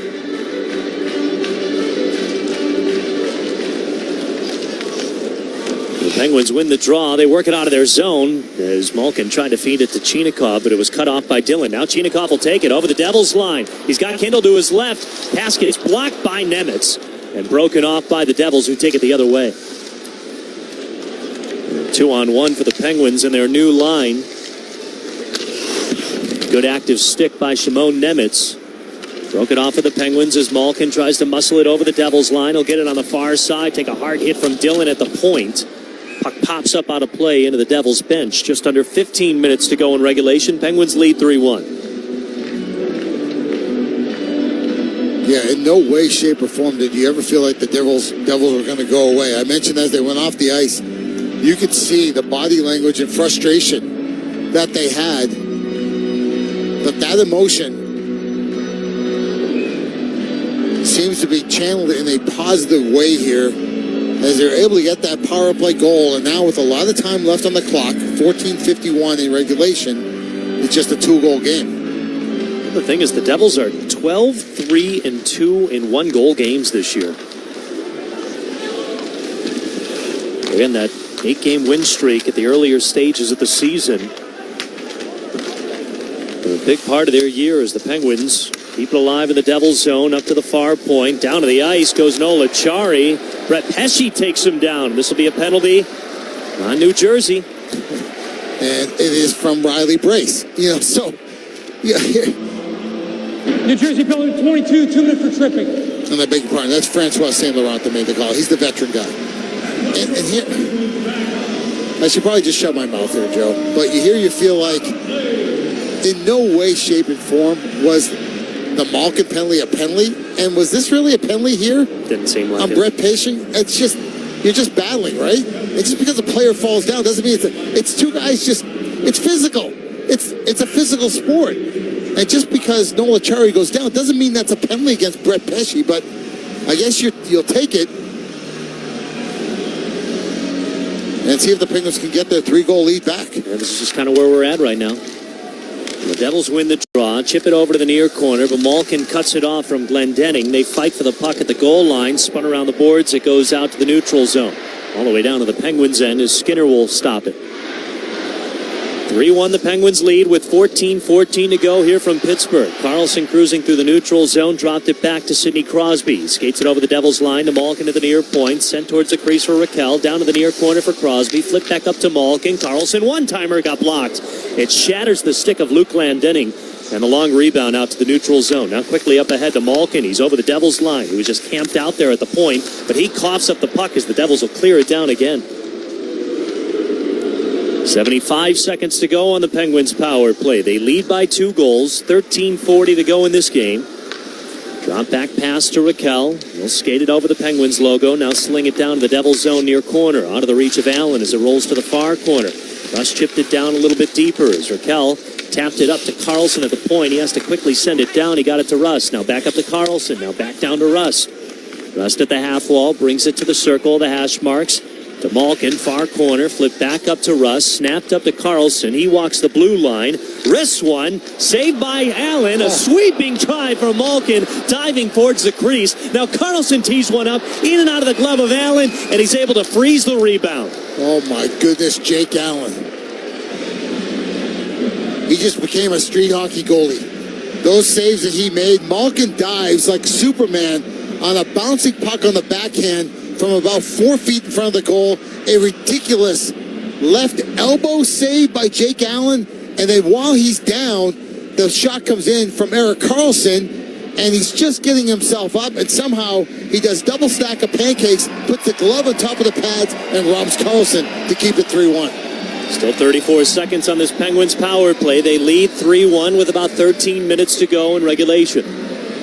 Second unit out on the ice for the Penguins as Kindle will take the draw. Mantha to his left, Brazeau to his right. Penguins muscle it out to Letang near point.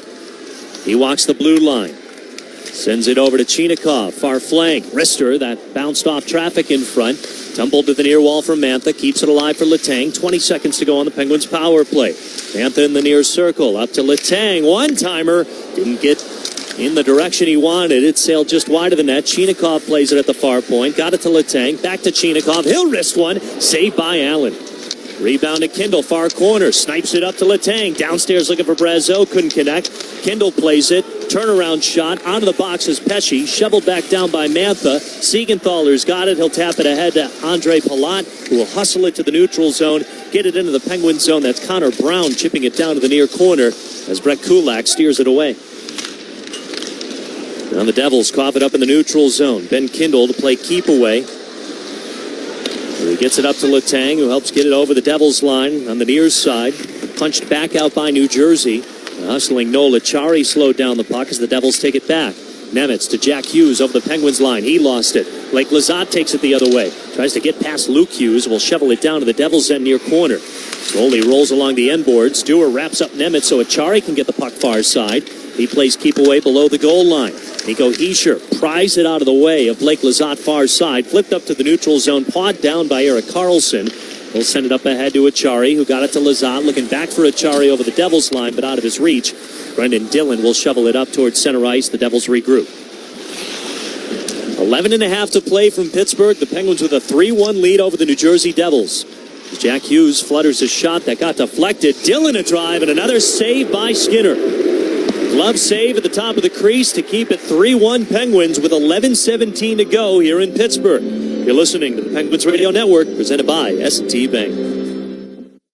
Your home for the biggest stories in the league is Sirius XM NFL Radio. This is Jim Miller. And I'm Pat Kerwin from Moving the Chains. Wildcard weekend is set, and nobody has it covered like Sirius XM NFL Radio. And we're covering the latest coaching news around the league. Some real positives when you go back and look at Jackson Dart's body of work. That's why I think that Giant job is very attractive to a number of head coaching candidates. Sirius XM NFL Radio Channel 88 and the Sirius XM app. The NHL is on Sirius XM. 3-on-1, Connor McDavid, right circle, dishes, gets it back and scores. With your favorite team's calls all season long. It's a power play goal for Matthew Tkachuk. The rivalries, the big goals, the moments you wait for. Plus, insiders to bring you closer to the decisions that shape the league. Commissioner of the NHL, Mr. Gary Bettman. NHL Network Radio, where the hockey talk never stops. On Sirius XM 91 in the car and the Sirius XM app. Experience the pinnacle of club soccer in the UEFA Champions League on Sirius XM FC. This is the place where legends are born. Merseyside magic from Mo Salah. Dynasties are built. Real Madrid do what they do best. And history is made. It is a night to remember for Paris Saint-Germain. Hear the top Champions League matches all season long on Sirius XM FC 157 and the Sirius XM app. Federally insured by NCUA.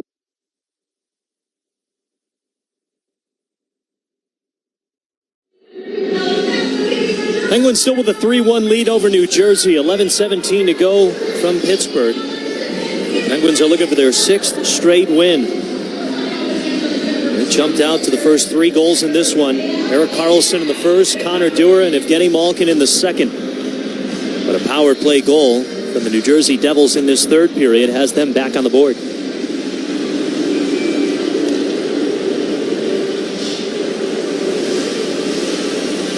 We'll get a face-off to the left of Stuart Skinner, who's had an excellent night, 21 of 22.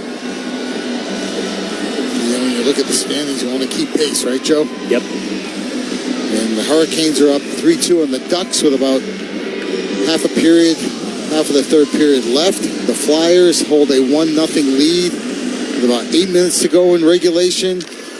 You got the Rangers losing to the Sabres. And, the Metro has been good to the Penguins. They're 7-1-3 in the Metro so far this season. One loss to the New York Rangers in their third game of the season is the only regulation loss for the Penguins in divisional play this year. It's hard to believe, really. Yeah. The Devils shovel it down to the Penguins' end. Stuart Skinner pokes it ahead along the near wall. Ricard Raquel escapes it out, but all the way down this will be icing.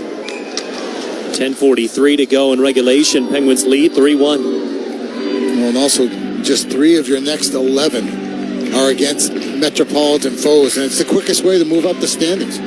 Is the old 4-point game. And you look at this one here, where right now the Devils are 3 points behind the Penguins. So it's either 5 points back or 1 point back, depending on how this one plays out. Feels like the standings get jumbled up every day. Yeah. You just really got to check twice a day to keep pace of it. Or wake up in the middle of the night and check just to make sure. Like most of us do. Yeah. Of course. Maybe not Sidney Crosby, but definitely us up here. The Devils have it back in the Penguins zone. Dougie Hamilton, a shot that got deflected, goes over to the near wall. Golachari keeps it away from Heischer, sends it ahead to Connor Dewar. Tries to tap it over the Devils line, but Hamilton takes it away. Sends it rink wide, looking for Hughes out of his reach. He'll go onto the bench for a change as the Penguins re-rack. Blake Lizotte stuffed into the boards on the far side from Paul Cotter, still able to shovel it down. And behind the net, that Jake Allen spits over to the far side for Cotter. He clears it out to the neutral zone. Penguins can't touch it, otherwise they'd be offside. It's poked out towards center ice. Brett Kulak will play it along the wall. Broken off by New Jersey, and now we get a whistle blown as the Devils are offside. 9:42 to go in regulation. Penguins with a 3-1 lead over the Devils. You're listening to the Penguins Radio Network, presented by S&T Bank. The fabulous trio, Evgeny, Sydney, Chris. I'm excited for these guys. They're going to do it, Phil. They can do it. You know what? We're under the radar. Whether you're talking about Scoreboard or you're talking about the Pittsburgh Penguins, we've gone through cycles. We've gone through ups and downs where people say they're not going to do it. They're over the hill or whatever. You know what they say?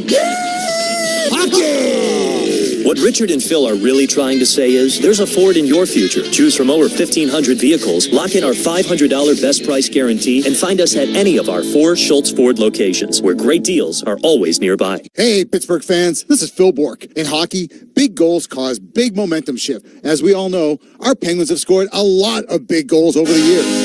As a founding partner of the Penguins, PPG also likes big goals and is pursuing them off the ice to better the Pittsburgh community and the world. Through their Colorful Communities program, they team up with community partners to protect and beautify neighborhoods globally. Since 2015, they've completed over 500 projects, including one I had the chance to be a part of right here in Pittsburgh. We like big goals because when we score them, we all win. What is life-changing medicine? Is it returning to the playing field or your favorite hiking path after an injury? Or running with your grandkids after a joint replacement? At UPMC, life-changing medicine is all those things.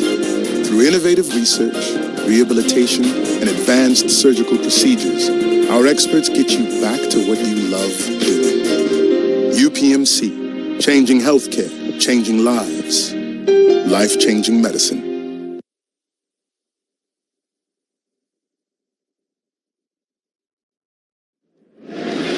Penguins still working with a 2-goal lead. We've got 9:42 to go in regulation.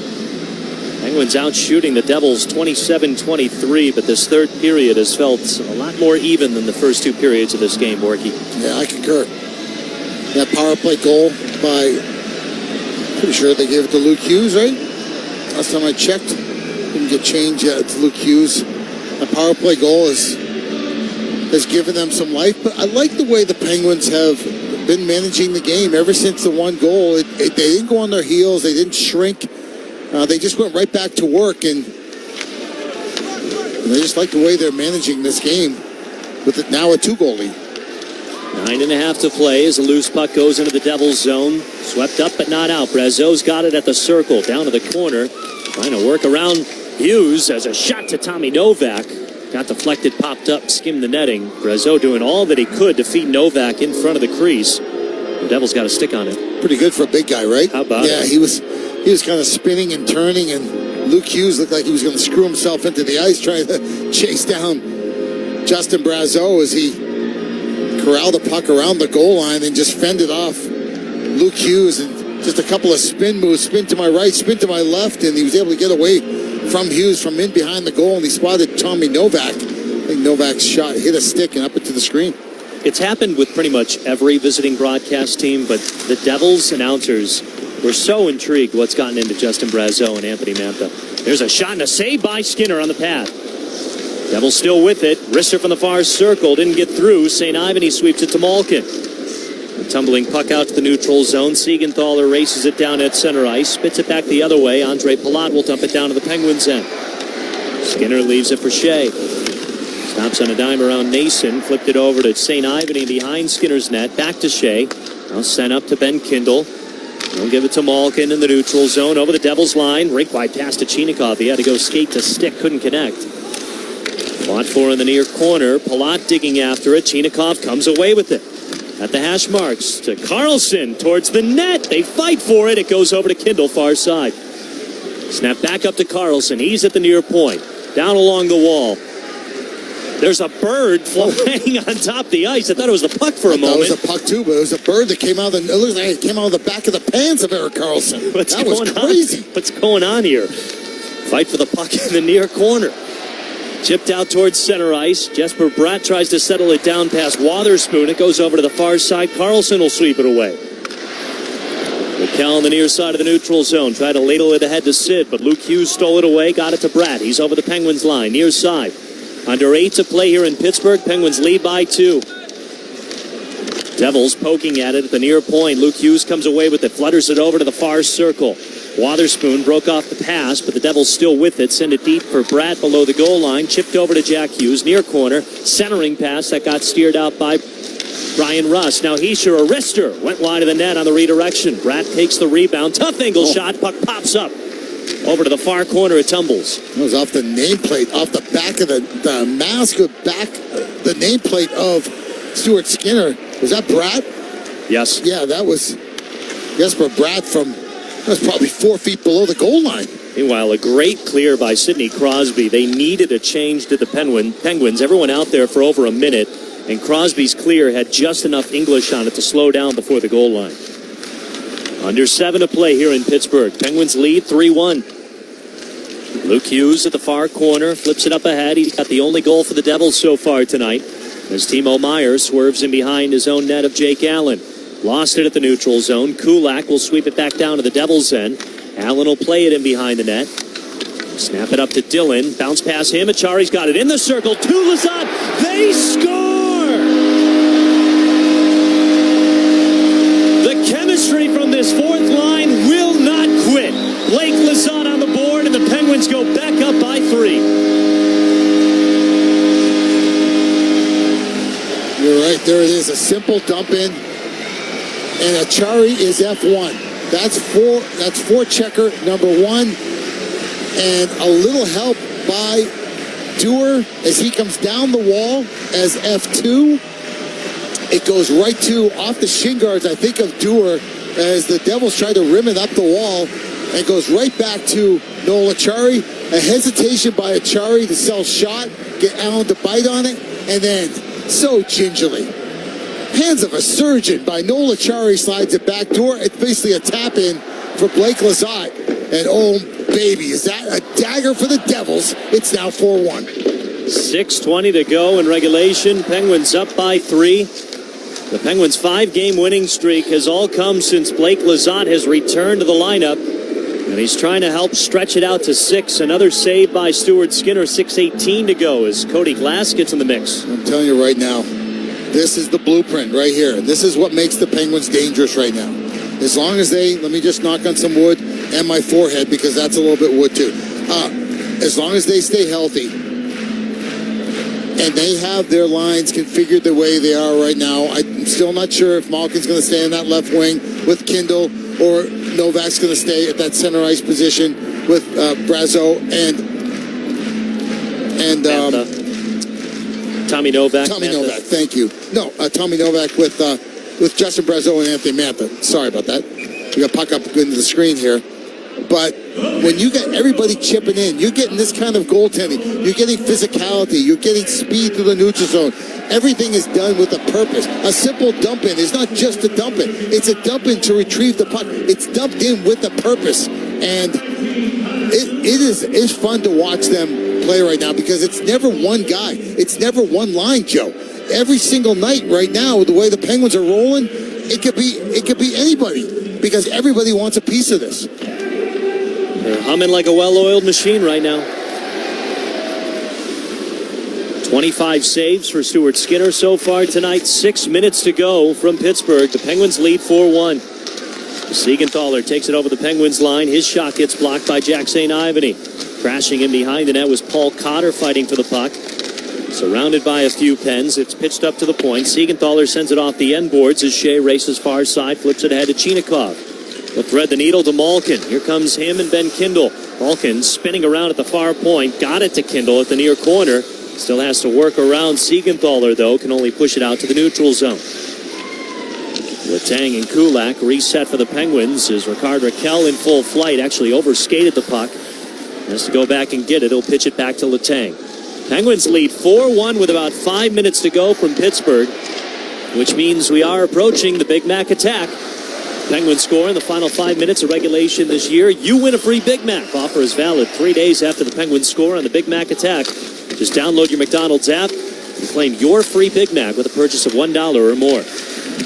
Crosby hunting for the puck on the far half wall. It's shipped out by New Jersey. Goes all the way down to the Penguins' end as Crosby got tied up with Luke Glendening over there. Glendening lost his bucket. 4:45 to go in regulation. Penguins lead by 3. Devils wheel it out to Jesper Bratt. He'll take it over the Penguins line, sweep it down to the corner. Skinner plays it in behind his net, flips it over to the far side as Hischier will stop it. Lost it at the circle. Nemitz with it at the point. Back over to Jack Hughes. Loses it down to the far corner. Wotherspoon cleared it up, not out though. Clawed down by Heischer as Lizotte keeps it alive. Lizotte sends it ahead to Nolachari. He works around Luke Hughes. Stuffs down Luke Hughes, down to his knees in the circle, and he can't get a shot off. Oh my goodness, Nolachari just showing you some offensive skill there to hang on to the puck. And once again, Luke Hughes just flopping and diving. And he just can't keep up with Nolachari. Yikes. Justin Brazeau spins it down into the Devils zone. Peeled out by New Jersey. Under 4 to play here in Pittsburgh.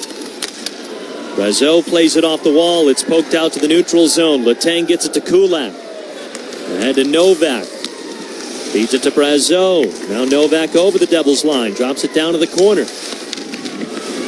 Fight for it in the far corner. Dawson Mercer comes away with it. Pitches it up towards the neutral zone. It's raced down by Gritsuk. They'll slow it down to the near half wall on the Penguins' end. Coughed it up. Mantha's got it. Slides it over to Brazeau. He's over the Devils line. Far circle. Tried to feed one to Mantha in front. Couldn't connect. Now Mantha will collect a pass off the near wall from Novak. Threads the needle to Ryan Shea off the far boards. Cranks one that gets deflected. Pops out of play. 3:09 to go in Pittsburgh. And the Penguins with a 4-1 lead over the Devils. You're listening to the Penguins Radio Network. Presented by S&T Bank. Your 2026 fitness journey deserves a better soundtrack. Don Wogan. Find it with over 20 app-exclusive workout channels, including channels built to walk, jog, and run. Listen now for a limited time on Channel 105 and wherever your workout takes you. With the SiriusXM app. The Power Play with Steve Koulias. If you're 500 right now, you must play over 600 hockey. How many of these 600 teams are sustainable? At the very end of the day, playing musical chairs, there's only going to be a few spots and way too many butts. And the teams that lose will make but. And I think for some teams, the math is already not on their side. The Power Play with Steve Koulias. Weekdays at 3 p.m. Eastern on NHL Network Radio, SiriusXM 91, and the SiriusXM app. Experience the pinnacle of club soccer in the UEFA Champions League on SiriusXM FC. This is the place where legends are born. Merseyside magic from Mo Salah. Dynasties are built. Real Madrid do what they do best. And history is made. It is a night to remember for Paris Saint-Germain. Hear the top Champions League matches all season long on SiriusXM FC 157 and the SiriusXM app. 6.org.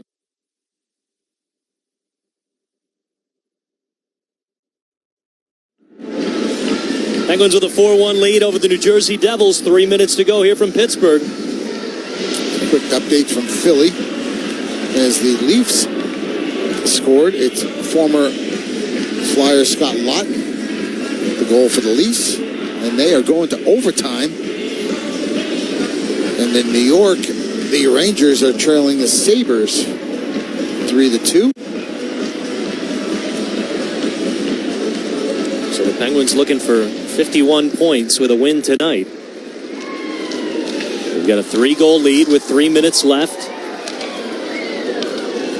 51 points is exactly what Philly has right now, but going to overtime, obviously give them another.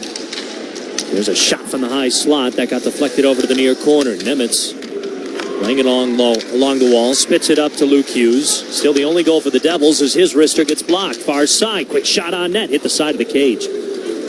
Pulled out by Ben Kindle. He'll send it rink wide to Malkin, his new line mate, over the Devils line, above the circle. Back to Kindle, near circle, drags, fires, glove saved by Allen. Well out of his crease.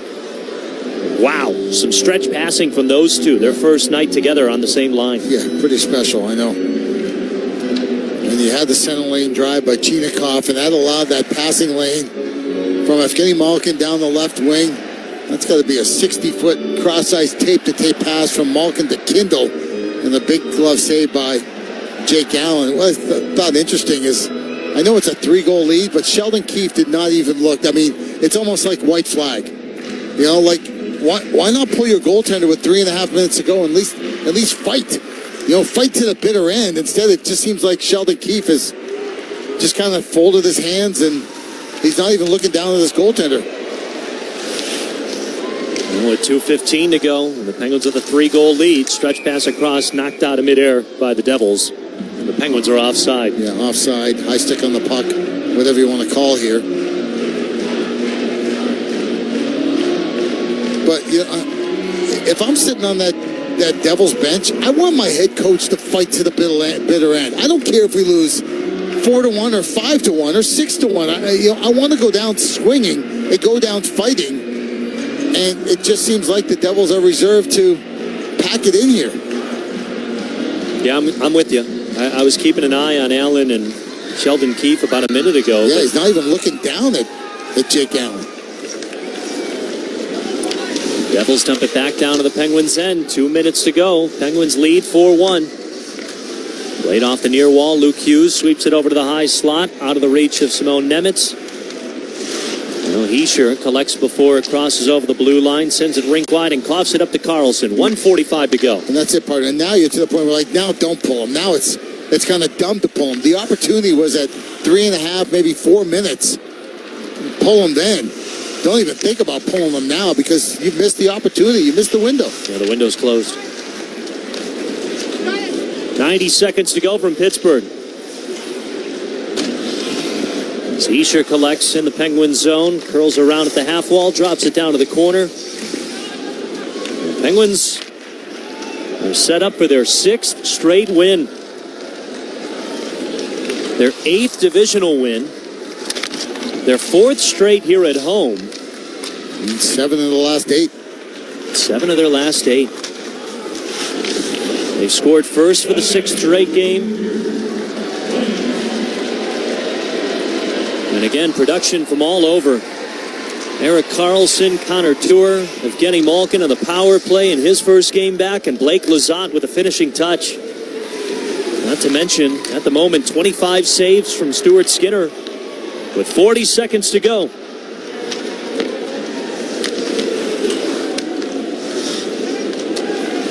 This will be game 2 of a 4-game season series. These two teams will match up again in February here in Pittsburgh before wrapping it all up in April. That'll be the second to last week of the schedule. On April 9th, the Penguins will visit the New Jersey Devils. As it's shoveled down to the Penguins' end with 14 seconds to go. Quick shot on net by Connor. Fight for it in the crease. Skinner with another stop, and it's pulled out by Kulak. Why not? Why not one more big save by Stuart Skinner? They get 6 straight wins for the Pittsburgh Penguins. A 4-1 victory over the New Jersey Devils with Evgeny Malkin returning to the lineup.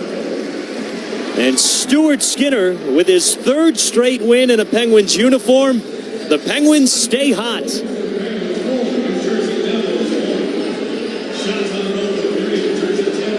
You said it, partner.